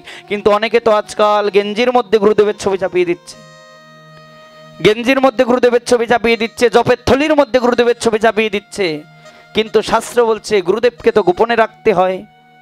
আপনি আজকে গেঞ্জিতে গুরুদেবের ছবি চাপালেন, গোবিন্দের ছবি চাপালেন, বাথরুমে গিয়ে যখন গেঞ্জিটা ছাপবেন নাম ব্রহ্মরূপে গুরুদেবের সাক্ষাৎ বিগ্রহ চিত্রপট আপনার গেঞ্জিতে রয়েছে, আপনি কি পারবেন গুরুদেবের ওই ফটো ধৌত জলটা বাথরুমে দিতে? সেই ক্ষেত্রে মহারাজ এইগুলো ভক্তিতে সাবধান রাখতে হবে। দেখুন গুরুবন্দনায় বললেন যে বন্দময়ী সাবধানমতে, সাবধানটাকে বলেছেন, সাবধানটাকে উল্লেখ করেছেন। ভজনে সাবধানতাটা জরুরি বাবা। ঠিক তদ্রূপ এই যে জপের মালিকা রয়েছে, এই জপের মালিকাকেও গোপনে রেখে জপ করতে হবে। এই বিষয়গুলোকে শাস্ত্রে গোপন বলেছে। এগুলো গোপনে রেখে যদি জপ করতে পারেন, যদি ভজন করতে পারেন, তবে ভজনটা তাড়াতাড়ি সিদ্ধ হয়, ভজনে অগ্রসরটা তাড়াতাড়ি আসে। তো মহারাজ ভাগবতে সেইভাবে সুদামাকে উল্লেখ করেনি। কেন? কারণ সুদামা ভগবানের কাছে একটা সুহৃদ, সর্বভূতানাম সুহৃদ রূপে রয়েছেন, এই কারণে সরাসরিভাবে সুদামাকে উল্লেখ করেনি। তো ভগবান দ্বারকার রাজা হয়েছেন, ভক্ত সুদামা দরিদ্র ব্রাহ্মণ, দিন রাত ভগবানের স্মরণ করে। একদিন সুশীলা ডেকে ডেকে বলছে, হ্যাঁ গো, মানে সুদামার স্ত্রী, হ্যাঁ গো শুনেছি তোমার বন্ধু নাকি দ্বারকার রাজা, চাইলে তো তোমার বন্ধুর কাছে একটু যেতে পারো। আরে আমাদের জন্য না হোক, আমাদের ঘরে ঘরে যে সন্তানগুলো রয়েছে এই সন্তানগুলোর জন্য তো একটু যেতে পারো, কিছুটা ভিক্ষা গ্রহণ করলে, যদি বন্ধুর ভিক্ষা নয় বন্ধুর কাছে গেলে যদি তোমার সমস্যাগুলোর কথা যদি শেয়ার করো, আমার বিশ্বাস তোমার বন্ধু তোমাকে ফিরিয়ে দেবে না। মহাজন বলছেন এই যে ভক্ত সুদামা, এই ভক্ত সুদামার গৃহে একবেলা যদি ভোজন হতো তাহলে 5 বেলা ভোজন বন্ধ থাকতো। যদি একাদশী আগত হতো, ভক্ত সুদামা তিনি খুশি হতেন, নৃত্য করতেন একাদশীর আগমনে এবং বলতেন যে আজকে একাদশী, আজকে একাদশী, আজকে একাদশী। হেসে হেসে সুশীলা বলতো, হ্যাঁ গো আমাদের তো 2-3 দিনই একাদশী। অর্থাৎ আজকে একাদশী বলে খুশি হচ্ছ, কালকে সমগ্র বিশ্ব তারা প্রসাদ গ্রহণ করে পারনা করবেন, একাদশী ভঙ্গ করবেন, আর আমরা কালকেও একাদশী ব্রতই করব। আর আগের দিন অনেকে সংযমাদি করে একাদশী ব্রত রক্ষা করেছে, আমরা আগের দিনও একাদশী ব্রতই করেছি। এত খুশি হবার কি আছে? ভক্ত সুদামা দেখুন ভক্তিটা কোন জায়গায়। ভক্ত সুদামা বলতেন, হ্যাঁ গো সুশীলা, যারা জগতে একাদশী ব্রত পালন করে, একাদশীতে যারা উপবাস ব্রত গ্রহণ করে, তারা নাকি ভগবানের কাছে প্রিয় হয়। কারণ একাদশীর এক নাম হচ্ছে কৃষ্ণ ভক্তি, বিষ্ণু ভক্তি প্রদায়িনী। তারা ভগবানের কাছে প্রিয় হয়। একটা একাদশী ব্রত পালন করে যদি ভগবানের কাছে প্রিয় হওয়া যায়, আমরা তো মাসের মধ্যে 7টা 8টা ব্রত করি, না খেয়ে থাকি, তাহলে চিন্তা করো ভগবান আমাদেরকে কত ভালোবাসেন। ভগবান আমাদেরকে কত ভালোবাসেন। যদি একটা একাদশী করতে করতে যদি ভগবানের কাছে যদি প্রিয় হওয়া যায়, আমরা তো মাসের মধ্যে 7-8 দিন 10 দিনই না খেয়ে থাকি, তাহলে আমরাও ভগবানের কাছে প্রিয় গো, আমরাও ভগবানের কাছে প্রিয় হতে পারবো। ভক্ত সুদামার স্ত্রী বলছেন, হ্যাঁ গো, তোমার দুটো পায়ে ধরি, ওই ঘরের দুটো ছেলের দিকে তাকিয়ে একটু ভগবানের কাছে যাও, একটু বন্ধুর কাছে যাও, গিয়ে কিছু চেয়ে আসো। ভক্ত সুদামা বলছেন, সুশীলা, আমি তো ভগবানের কাছে কোন মুখে গিয়ে দাঁড়াবো বলতে পারো? আমি কি নিয়ে গিয়ে দাঁড়াবো তার কাছে? তাকে দেওয়ার মতো তো কিছু নেই, কোন মুখ নিয়ে তার কাছে দাঁড়াবো? হ্যাঁ, যেতে যদি যাই, কখনো যদি যেতে পারি, তাহলে একমাত্র তাকে একটু দর্শন করবার জন্য যেতে পারি, এই ব্যতীত অন্য কিছু নয়। সুশীলা মনে মনে চিন্তা করলেন, যাক, দেখার জন্য হলেও, দেখার নিমিত্ত হলেও তো যাক। হ্যাঁ গো, তুমি যে যাবে, যদি তোমার বন্ধু বলে যে ভাই এতদিন পরে এসেছিস, কি এনেছিস সঙ্গে করে, তখন কি বলবে? বলছে, সত্যিই তো, দেবার মতো তো কিছু নেই। বলছেন, তাহলে এক কাজ করি, আমরা ভিক্ষা করে কিছু খুদ দিয়ে চিরার মোয়া করে নিয়ে যাই, বা চিরার নাড়ু, খুদের নাড়ু করে নিয়ে যাই, তাহলে কেমন হয় বলো? যে রাজপ্রাসাদে থাকে, কত রাজভোগ খায়, তোমার এই চিরা খাবে? আরে দেখোই না, তোমার আছেই বা কি, তোমার ওইটাই তো তোমার কাছে পরম সম্পদ। সঙ্গে সঙ্গে ভিক্ষায় বের হলেন সুশীলা। একটু ইচ্ছে করেই 10 ঘরের ভিক্ষা করে, 10 ঘরের 10 রকমের খুদ। সবাই তো এক ঘরে একরকম চাল খায় না, কেউ মিনিকেট খায়, কেউ ভোজন চাল খায়, কেউ আমন চাল খায়, এক একজন তো এক এক রকমের চাল খায়। তো যখন 10 ঘরের খুদ হবে, তখন ভগবান যখন মুখে দিবেন, ওইখানে যখন ভগবানের হাতে 10 রকমের চাল পড়বে, ভগবানকে বলতে হবে না, তিনি বুঝে নিবেন যে এটা ভিক্ষার চাল।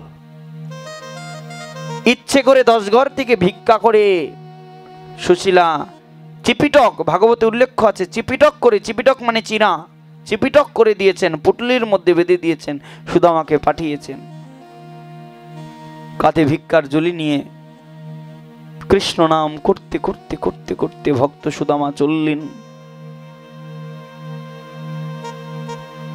গিয়ে দাঁড়িয়েছেন। জরাজীর্ণ পোশাক নিয়ে, জীর্ণ চেহারা নিয়ে ভক্ত দাঁড়িয়েছেন। দরিদ্র ব্রাহ্মণ তো, জরাজীর্ণ বস্ত্র।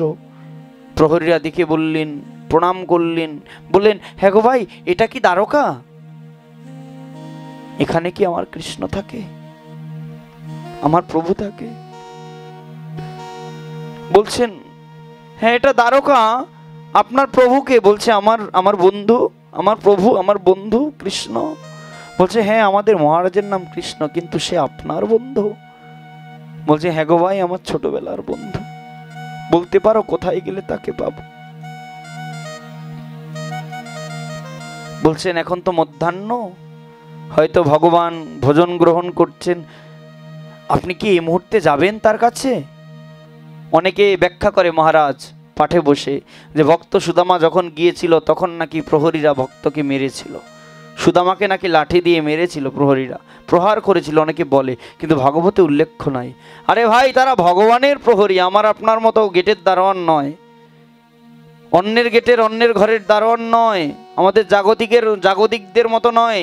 তারা ভগবানের প্রহরী, তারা ভক্তকে চিনতে পারে। যখন দেখেছেন যে ব্রাহ্মণ, সঙ্গে সঙ্গে মাথা নত করে প্রণাম জানিয়েছেন প্রহরীরা। সম্মানের সহিত বলেছেন, ঠিক আছে আপনি ক্ষণকাল প্রতীক্ষা করুন, আমরা ভগবানের কাছ থেকে অনুমতি নিয়ে তারপরে আসছি। গিয়ে চলে গেলেন, ছুটে চলে গেলেন প্রহরীরা। গিয়ে দেখছেন স্বরমণি পরিবেষ্টিত হয়ে রানীদেরকে নিয়ে ভগবান বসে বসে আহার গ্রহণ করছেন। দূর থেকে দাঁড়িয়ে অনুমতি চাইলেন, ভগবান আমরা কি আসতে পারি? এলেন, বলছেন বলো কি সংবাদ? যে বাইরে একজন ব্রাহ্মণ দাঁড়িয়ে আছে, বলছেন, দাবি করছেন সে নাকি আপনার সখা, ভিতরে আসতে চাইছে, আপনাকে একটু দর্শন করতে চাইছে, তাকে কি আনবো? সঙ্গে সঙ্গে ভগবান ঘ্রাস বন্ধ করে দিলেন, গ্রহণ করা।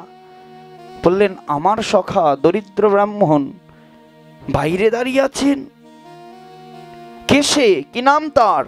বলছেন নাম যখন জিজ্ঞাসা করেছি, কি যেন বললো, কি যেন বললো, ও হ্যাঁ নামটা বলল সুদামা।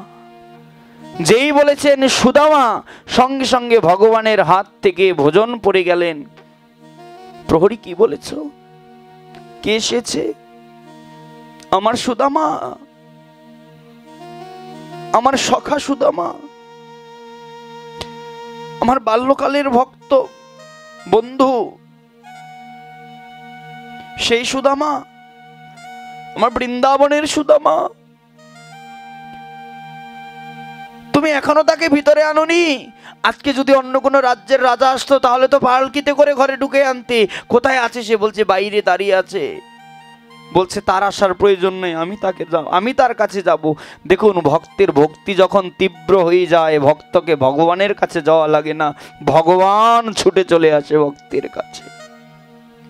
ভজনের মাত্রা যখন তীব্র হয়, রঘুনাথ দাস গোস্বামী রাধাকুণ্ডের তীরে বসে বসে কাঁদছেন, হারাধে হারাধে হারাধে দেখা দিয়ে প্রাণ রাখো, কোথায় গো প্রেমময়ী, হারাধে দেখা দিয়ে প্রাণ রাখো, আমি তোমার কাঙাল তোমায় ডাকি, রাধে একবার আমায় কৃপা করো। এতটা আকুতি দিয়ে ডাকছেন রাধারানীকে। চারপাশ থেকে যারা অন্যান্য ভজন নিয়া ভক্ত আছেন তারাও রাধারানীকে ডাকছেন, বলছেন রাধে। রঘুনাথ দাস গোস্বামী ডাকছে, আমরাও ডাকছি, আমাদেরকে দেখা দেওয়ার প্রয়োজন নাই। যেইভাবে আকুল প্রাণে রঘুনাথ দাস গোস্বামী ডাকছে তোমাকে, তুমি রঘুনাথকে দেখা দাও। বেচারা ডাকতে ডাকতে ডাকতে ডাকতে গলা শুকিয়ে কাঠ হয়ে বলছে, 56 দণ্ড রাত্রি দিনে জানে না রাধা গোবিন্দ বিনে, 4 দণ্ড সুতি থাকে শয়নেও রাধা গোবিন্দ দেখে। 56 দণ্ড রাত্রি দিনে 24টা ঘন্টা, 56 দণ্ড সে শুধুমাত্র রাধে রাধে রাধে রাধে রাধে। 4 দণ্ডের জন্য বিশ্রামে যেতেন। এই 4 দণ্ডের মধ্যে তিনি স্বপনে রাধা গোবিন্দকে দেখতেন। একবার গোস্বামী পাদের আমাদের অনেক সময় আমাশা হয়ে যায় না, খুব বেশি পরিমাণে যখন তৈলাক্ত রাজভোগাদি গ্রহণ করি, তো গোস্বামী পাদ তো তিনি তো শুধু ফলাহার করে ভজন করতেন, কোনো অন্নাদি গ্রহণ করতেন না। তো দেখা গেল কি একবার গোস্বামী পাদের খুব আমাশয় দেখা দিল, মানে ভোজন বলে না, ফুড পয়জনিং দেখা দিল। সঙ্গে সঙ্গে বৈদ্য এলো। আগের তো বৈদ্যরা নারী দেখেই বলতে পারত যে কি রোগ হয়েছে। নারী দেখে বললেন যে এর তো ফুড পয়জনিং হয়েছে, এর তো ভালো মন্দ খাবার কারণে এর ভিতরে একটা বিক্রিয়া তৈরি হয়েছে। সঙ্গে সঙ্গে আশপাশ থেকে ভক্তরা বলছেন, এ কি রঘুনাথ, তুমি নাকি শুধু ফলাহার গ্রহণ করো, তার মানে মানুষকে দেখাচ্ছ ফলাহার, জীবকে দেখাচ্ছ ফলাহার, ভিতরে ভিতরে ভালো মন্দ খাচ্ছ, এই তোমার ভজন? গোস্বামীপাদ বললেন যে না গো না, না গো না, আমি ফলই আহার করি, বিশ্বাস করো। কিন্তু যখন ওই যে 4 দণ্ড রাত্রি দিনে জানে না রাধা গোবিন্দ বিনে, 4 দণ্ড সুতি থাকে শয়নেও রাধা গোবিন্দ দেখে, যখন সে 4 দণ্ডের জন্য ভাবে যায়, শয়নে যায়, ওই শয়নের মধ্যেও গোবিন্দকে দেখে, গোবিন্দ স্মরণে থাকে, তখন কি দেখি জানো? তখন দেখি আমি যখন প্রিয়াপ্রীতমের কুঞ্জে যাই, যখন প্রিয়াপ্রীতমের সেবার জন্য যাই, তখন তারা ভালোবেসে আমাকে ভালো মন্দ খেতে দেয়। দেখুন ভাবের ঘরে বসে ভজন করে, কিন্তু দেহগতভাবে তার সেটার বিক্রিয়া তৈরি হয়ে গেছে। স্মরণে তিনি গ্রহণ করছেন, স্মরণে তিনি লীলারসকে আস্বাদন করছেন, রাধারানী প্রিয়াপ্রীতম তাকে ভালো মন্দ সেবা গ্রহণ করাচ্ছেন, ভোগ প্রসাদাদি গ্রহণ করাচ্ছেন, কিন্তু সরাসরি সেটা শারীরিক বিক্রিয়ার মাধ্যমে সেটা প্রমাণিত হয়ে গেল। রাধাকুণ্ডের তীরে বসে বসে কাঁদছেন, হা রাধে দেখা দিয়ে প্রাণ রাখো, কোথায় গো প্রেমময়ী রাধে, আমি তোমার কাঙাল তোমায় ডাকি, দেখা দিয়ে প্রাণ রাখো। আশপাশের ভক্তরা বলছে, রাধে আমাদের দেখা দেওয়ার প্রয়োজন নাই, যেইভাবে গোস্বামীপাদ ডাকছেন গোস্বামীপাদকে দেখা দাও। তীব্র রৌদ্রের মধ্যে বসে ভজন করছেন রাধারানী। কখনো ভগবান, রাধারানী তো করুণাময়ী, তিনি ভক্তের কষ্ট তো কখনো সহ্য করেন না। সাক্ষাৎ রাধারানী আবির্ভূত হয়ে নিজের অঞ্চলের ছায়া দিয়ে রঘুনাথ দাস গোস্বামীকে ছায়া দিলে। একদিন, দুদিন, 3 দিন। একজন বলছে, রঘুনাথ তুমি কি জানো, তুমি কি জানো রাধারানী সাক্ষাৎ তোমাকে ছায়া প্রদান করেন প্রতিদিন? এখনো সময় আছে, একখানা কুটির নির্মাণ করে ভজন করো, এখনো সময় আছে। রাধারানী রৌদ্রের মধ্যে দাঁড়িয়ে তোমাকে ছায়া দেয়। একদিন ভজন করছেন, রাধারানী এসে ছায়া দিচ্ছেন, আঁচল ধরেছেন, রাধারানীকে ডেকে বলছেন, রাধে তুমি কেন এলে? লোকে আমাকে তিরস্কার করে তুমি এসেছো বলে। বলছে, তুই যে এমন ভাবে ডাকিস, এতটা আকুল প্রাণে ডাকিস, আমি কি না এসে থাকতে পারি? বলছেন, করুণাময়ী তোমাকে না পাবার মধ্যে যেই সুখ, এই সুখটা আমি কোথায় পাবো? পেয়ে গেলে তো পেয়ে গেলাম, তুমি এসেছো তোমাকে পেয়ে গেছি, পেয়ে গেলেই তো পেয়ে গেলাম, যদি পেয়ে যাই তাহলে তো ডাকার আনন্দটা থাকবে না। করুণাময়ী বলে যে কাঁদছি, করুণাময়ী না পাবার মধ্যে যে আকাঙ্ক্ষা, না পাবার মধ্যে যে অতৃপ্ত সুখ রয়েছে, এই সুখটা তো আমার থাকবে না। পেয়ে গেলে তো পেয়েই গেলাম, কিন্তু না পাওয়ার মধ্যে যে আকাঙ্ক্ষা, না পাওয়ার যে আকাঙ্ক্ষা, আর এই আকাঙ্ক্ষার যে সুখ, যে তৃপ্তি, এই সুখটা তো পাওয়া হবে না। ঠিক তদ্রূপ আজকে ভক্ত সুদামা তিনি দাঁড়িয়ে আছেন। ভগবান বললেন, মহাজন বললেন যে কারো ভজন যদি তীব্র হয়, কেউ যদি রাগের সহিত, অনুরাগের সহিত যদি ভগবানের যদি ভজন করতে পারেন, নিজেকে যদি ভগবত চরণে নিজেকে अपन को लगा दो प्रिया प्रीतम की चरणों में, प्रिया प्रीतम के ভগবানের কাছে যাবার প্রয়োজন নাই, ভগবান ছুটে চলে আসবেন। আজকে ভগবান সাক্ষাৎ ভোজন থেকে উঠে ছুটে, কোথায় আমার সুদামা, কোথায় দাঁড়িয়ে আছেন? ছুটে চলে আসছেন। বিশাল বড় রাজ্য তো, সেই ভোজন কক্ষ থেকে ছুটে, পিছন থেকে 16,000 রানীরা ছুটে ছুটে আসছেন। ভগবান হাত দুটো সামনে বাড়ায়ে ছুটে চলে আসছেন, ভক্ত দাঁড়িয়ে আছেন বাইরে। ভগবান ছুটে এসে সুদামার কাছে দাঁড়িয়ে পড়লেন। এক মুহূর্তের জন্য চুপ করে গেলেন, এক মুহূর্তের জন্য চুপ করে শুধুমাত্র ভক্ত ভগবানকে দেখছে, ভগবান ভক্তকে দেখছে, এক মুহূর্তের জন্য। সুদামা তুই এসেছিস, জড়িয়ে ধরেছেন সুদামাকে। এতদিন কাটিয়ে দিলি আসতে, এই দেখ না তোদের জন্য আমি চিন্তামণি রত্ন দিয়ে কত বড় বড় ভজন, কত বড় বড় ভবন আমি তৈরি করে রেখেছি, এতটা দিন কাটিয়ে দিলি আসতে ভাই। ভক্ত যেমন সর্বদা ভগবানের কৃপার আকাঙ্ক্ষায় থাকে, আমার ভগবানও ভক্তের আকাঙ্ক্ষায় থাকে, তাই বলেই তিনি ভগবান। জড়িয়ে ধরলেন সুদামাকে, নিয়ে গেলেন রাজপ্রাসাদে।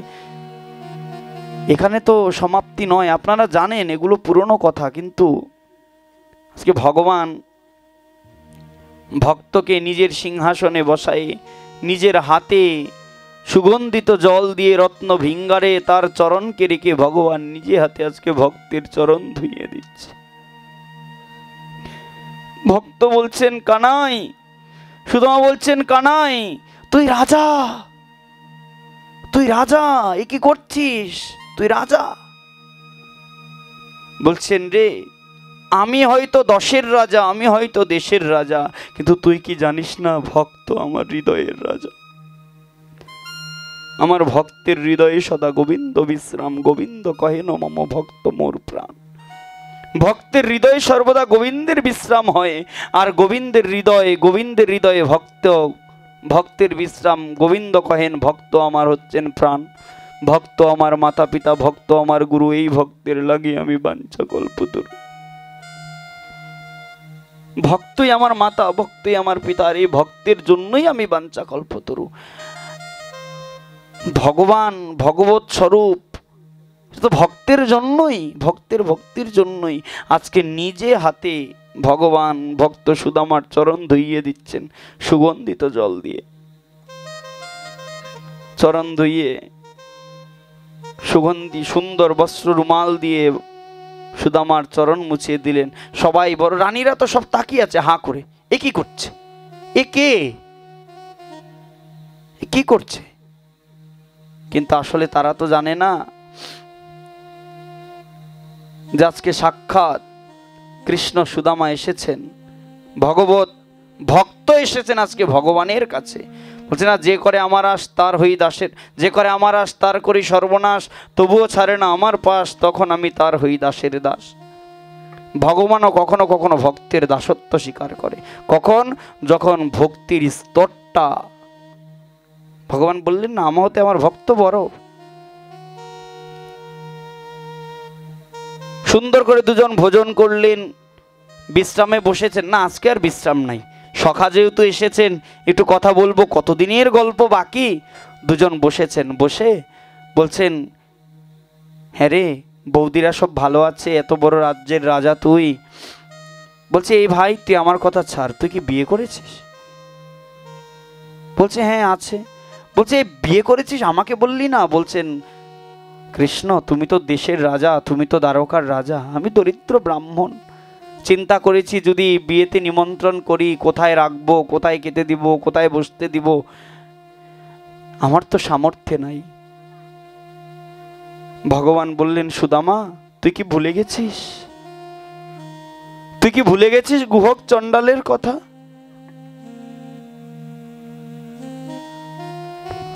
তুই কি ভুলে গেছিস গুহক চণ্ডালের কথা? ওরে গুহক চণ্ডালের ঘরেও তো কিছু ছিল না রে, কলার পাতায় করে আমাকে খেতে দিয়েছে, আমি সেইখানে বসে ভোজন করেছি। তুই কি ভুলে গেছিস ভক্ত বিদুরের কথা? দুর্যোধন বড় বড় রাজভোগ সাজিয়ে আমাকে ডেকেছে, আমি তো রাজভোগ খেতে যাইনি, আমি তো দুর্যোধনের নিমন্ত্রণ স্বীকার করিনি। আর ভক্ত সুদামা আমাকে আমাকে ওই কলা খেতে দিয়ে বলেছিল যে ভগবান তুমি তো বড়লোকের ভগবান, তোমাকে তো দুর্যোধন নিমন্ত্রণ করেছে, তার গৃহে রাজভোগ খাবে, আমার ঘরের সামান্য ফল খেতে তো তুমি আসবে না। জানিস আমি সেদিন বিদুরকে আমার ভক্তের ভক্তির পরীক্ষা, ভগবানের পরীক্ষা দিতে গিয়ে আমি কলা ফেলে কলার ছোলা খেয়েছিল। তুই কি ভুলে গেলি সুদামা? তুই কি ভুলে গেলি? গুহক চণ্ডালের তো কিছু ছিল না, সবর রাজ কি ছিল তার? অস্পৃশ্য লোকে তার রাজ্যে যেত না, ভালো কোনো ব্রাহ্মণাদি কেউই যেত না। আমি যখন গিয়েছিলাম আমাকে ওই মাটিতে শুতে দিয়েছে, পাতা বিছায়, ওই কলা পাতায় করে, জঙ্গলের পাতায় করে আমাকে ভোগ নৈবেদ্য অর্পণ করেছে, আমি সেখান থেকে পরম তৃপ্তিতে গ্রহণ করেছি। আমার ভক্ত যদি আমাকে কিছু দেয় ভক্তির সহিত, আমার না রাজভোগের প্রয়োজন হয় না, জানিস তো। যদি ওই দুফোঁটা চোখের জল ফেলে দিয়ে একটি তুলসী পাতা দিয়ে যদি আমাকে ডাকে, গোবিন্দ আমার কি বা আছে, আমি কি বা দিব, আমার দেবার মতো তো কিছু নেই। তুমি যাই দিয়েছো আমি তোমাকে তাই দিয়েছি, আমার কি আছে, আমি তোমাকে কি দেব?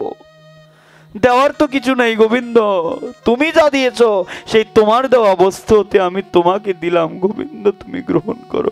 জানিস তো ওই বিশ্বের রাজ ভোগ দূরে থাকবে, আমি ভক্তের অর্পিত ওই ভোগ নৈবেদ্য গ্রহণের জন্য ছুটে চলে যাই। আমাকে তো এত এত কিছু দেওয়ার প্রয়োজন হয় না। এসেছিস যখন ভাই, কি এনেছিস বল বল। যেই বললেন কি এনেছিস, সঙ্গে সঙ্গে সুদামা পুটলিখানা লুকালেন।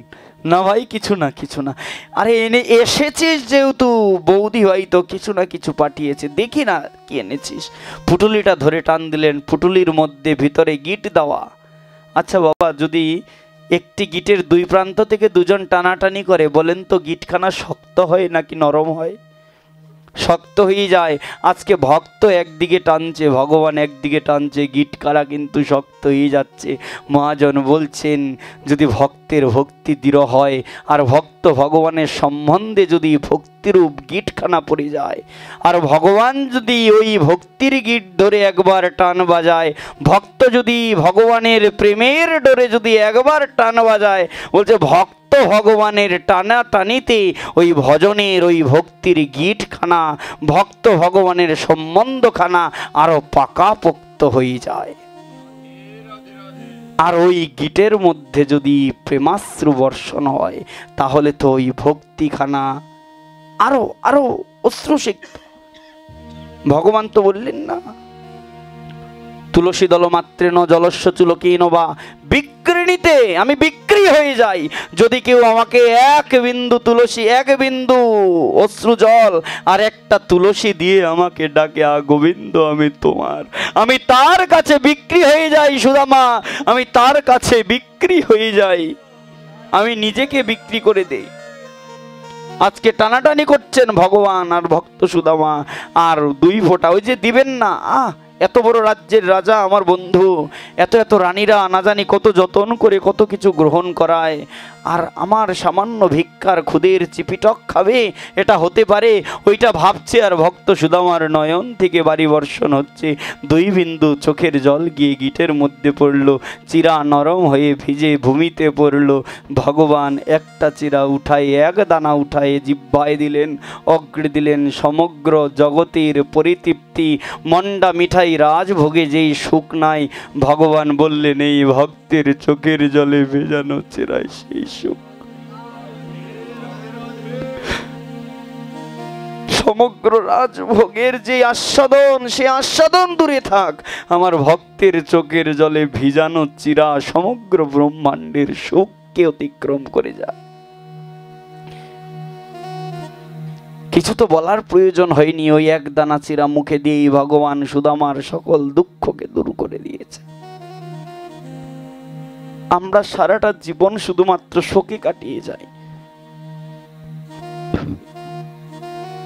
ভগবান তো বলেছেন এটা দুঃখের জগৎ, দুঃখ পেতেই হবে। দুঃখালয়ম অশশ্বতম, এই জড়জগৎটাই দুঃখের জগৎ। এসেছো যেহেতু দুঃখ পেতে হবে। কখনো স্বজন হারানো বেদনা, কখনো আত্মীয় পরিবার পরিজনের কাছ থেকে বেদনা, নানা রকম তিতাপ ক্লেশ, আদি দৈবিক আদি ভৌতিক আধ্যাত্মিক ক্লিবিত ক্লেশের দ্বারা আমাদের জড়জগতে দুঃখ পেতে হবে। কিন্তু মহারাজ, দুঃখ পেলে ভগবানকে ভুলে যাওয়া যাবে না। ওই দুঃখের মধ্যেও ভগবান তো তোমাকে পরীক্ষা করছেন, কখনো সুখ দিয়ে দেখছেন যে তুমি সুখে ভগবানকে মনে রাখো কিনা, কখনো দুঃখ দিয়ে দেখছেন যে তুমি দুঃখে ভগবানকে স্মরণ করো কিনা। সুখ ও দুঃখ এগুলো তো নিজের কর্মের জন্যই হয়, কর্মফলের জন্য হয়, কিন্তু তবুও ভগবান দেখেন যে দুঃখে আমাকে স্মরণ করেছো, সুখে আমাকে ভুলে যাও কিনা। কখনো জানো তো ভগবানের কাছে বলতে হয় না যে ভগবান আমি দুঃখে আছি, তুমি আমাকে উদ্ধার করো। আমরা তো অনেকে ভগবানকে দোষারোপ করি, ভগবান তুমি কি চোখে কালা হয়েছো, নাকি কানে কালা হয়েছো, নাকি চোখে দেখো না? এত দুঃখে আছি, তোমাকে এত ডাকি, তবুও তুমি শোনো না। আমরা দাবি করে ফেলি, ভগবানকে আমরা বলে ফেলি। কিন্তু জানেন তো অনেক সময় এই দুঃখের কারণে, এই দুঃখ দিয়ে ভগবান আমাদের পূর্বজন্মের যত প্রারব্ধ কর্মফল রয়েছে, কর্মফলের ফলগুলোকে তিনি ভুগিয়ে নেন। কেন? কারণ তিনি ভক্তকে ভালোবাসেন, আর ভগবান কখনো ভক্তকে ছাড়া বেশিক্ষণ থাকে না। এই কারণে ভগবান চান যে প্রারব্ধ অপ্রারব্ধ কর্মফলের কারণে জন্মব্যাধি চড়া মৃত্যুতে আমার ভক্ত ঘুরপাক খাচ্ছে। এই কারণে তিনি করেন কি জানো, কখনো কখনো দুঃখ দিয়ে ভগবান ভক্তের কর্মফলগুলোকে ভুগিয়ে নিয়ে নিষ্পাপ করে তিনি নিজের কাছে টেনে নেন। এই কারণে জানো তো, দুঃখে কখনো বলতে হয় না যে ভগবান আমার দুঃখকে মোচন করে দাও, আমার দুঃখ মোচন করে দাও। সবসময় বলতে হয় কি জানো, কবি বলেছেন যে বিপদে মোরে রক্ষা করো, এ নহে মোর প্রার্থনা, বিপদে যেন না করি ভয়। দুঃখে থাকলে ভগবানের কাছে কখনো প্রার্থনা করবে না ভগবান আমার দুঃখকে মোচন করে দাও, এটা বলার প্রয়োজন নাই, এটা জেনে রাখো এটা তোমার প্রারব্ধ কর্মফল।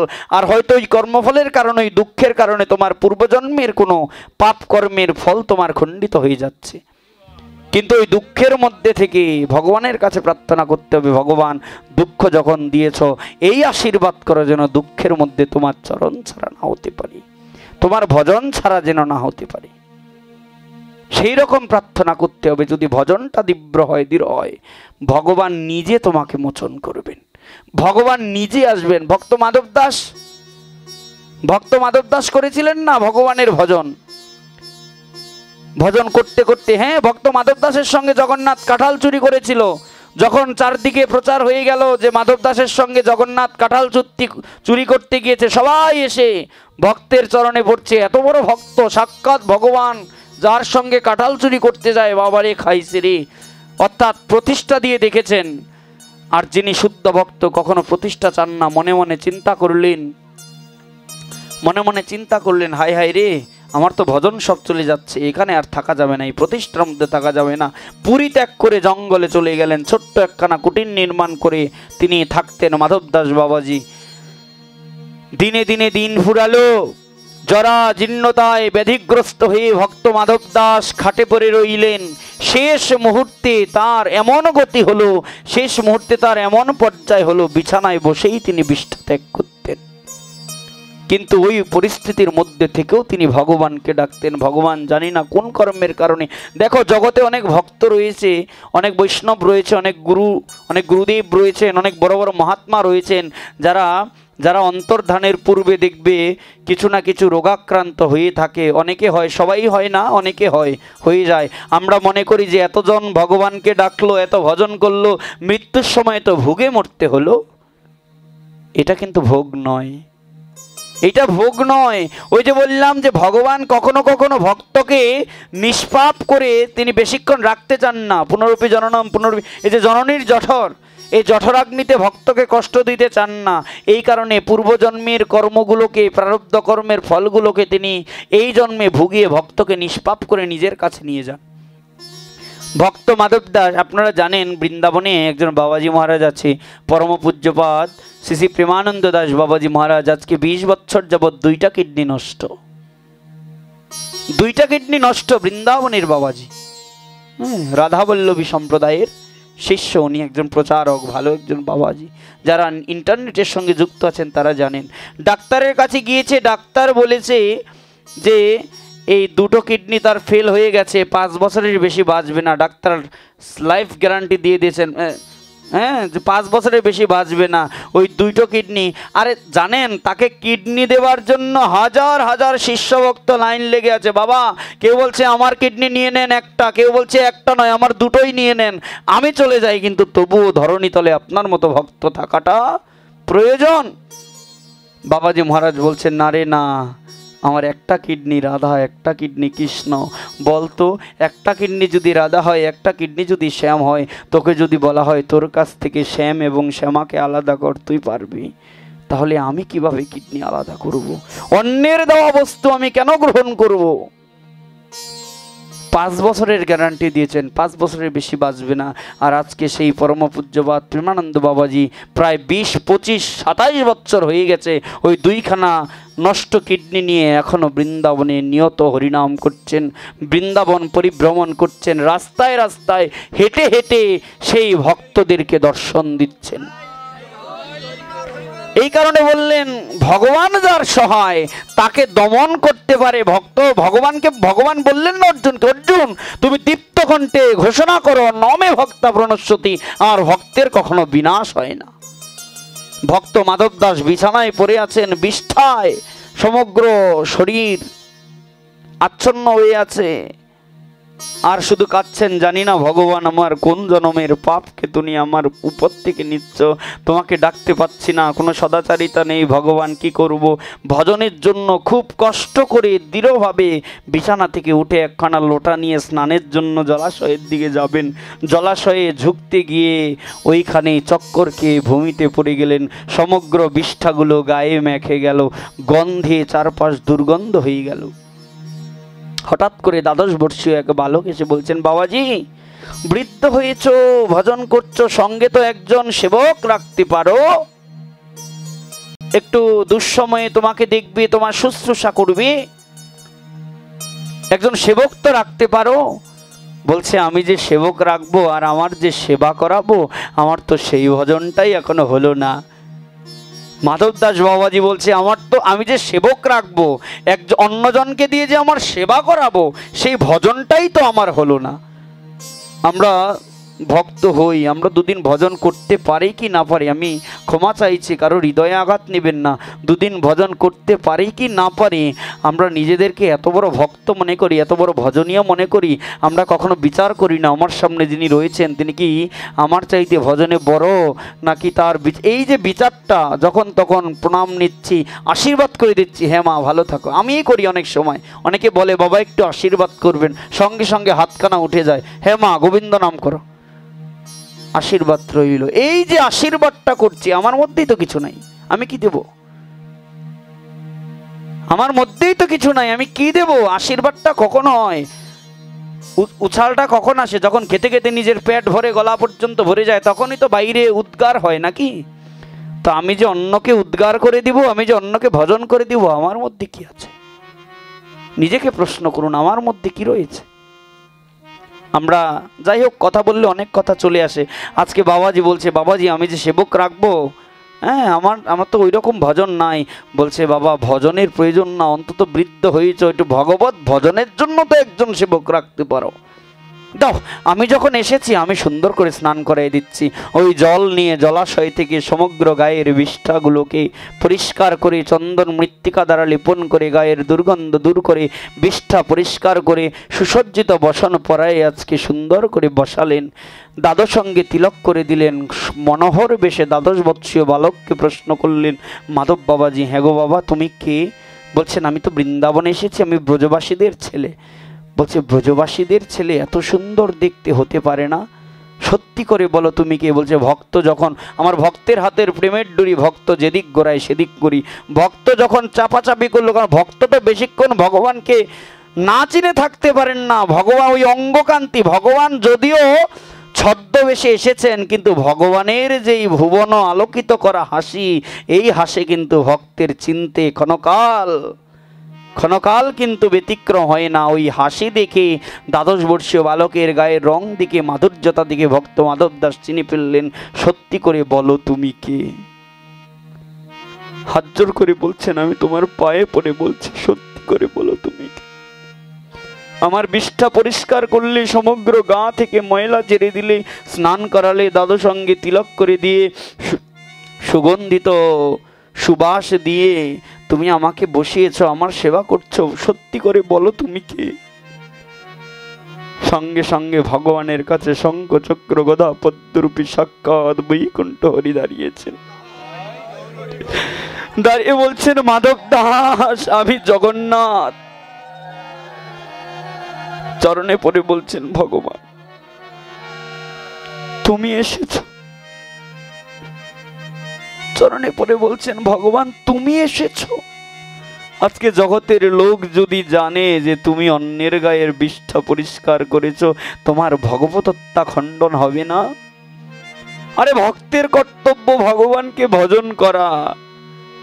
ভক্ত তো ভগবানকে সেবা করবে, ভক্ত ভগবানকে ডাকবে। মাধব, ভক্ত ভগবানকে ডাকে, তাতে ভক্ত সুখ পায়, কিন্তু ভগবান সুখ পায় না। ভগবানেরও তো কখনো কখনো ইচ্ছা হয় একটু ভক্তের সেবা করি। ভগবানের তো কখনো কখনো ইচ্ছা হয় একটু ভক্তের কথা শ্রবণ করি, একটু ভক্তের কাছে যাই, একটু ভক্তের সঙ্গ করি।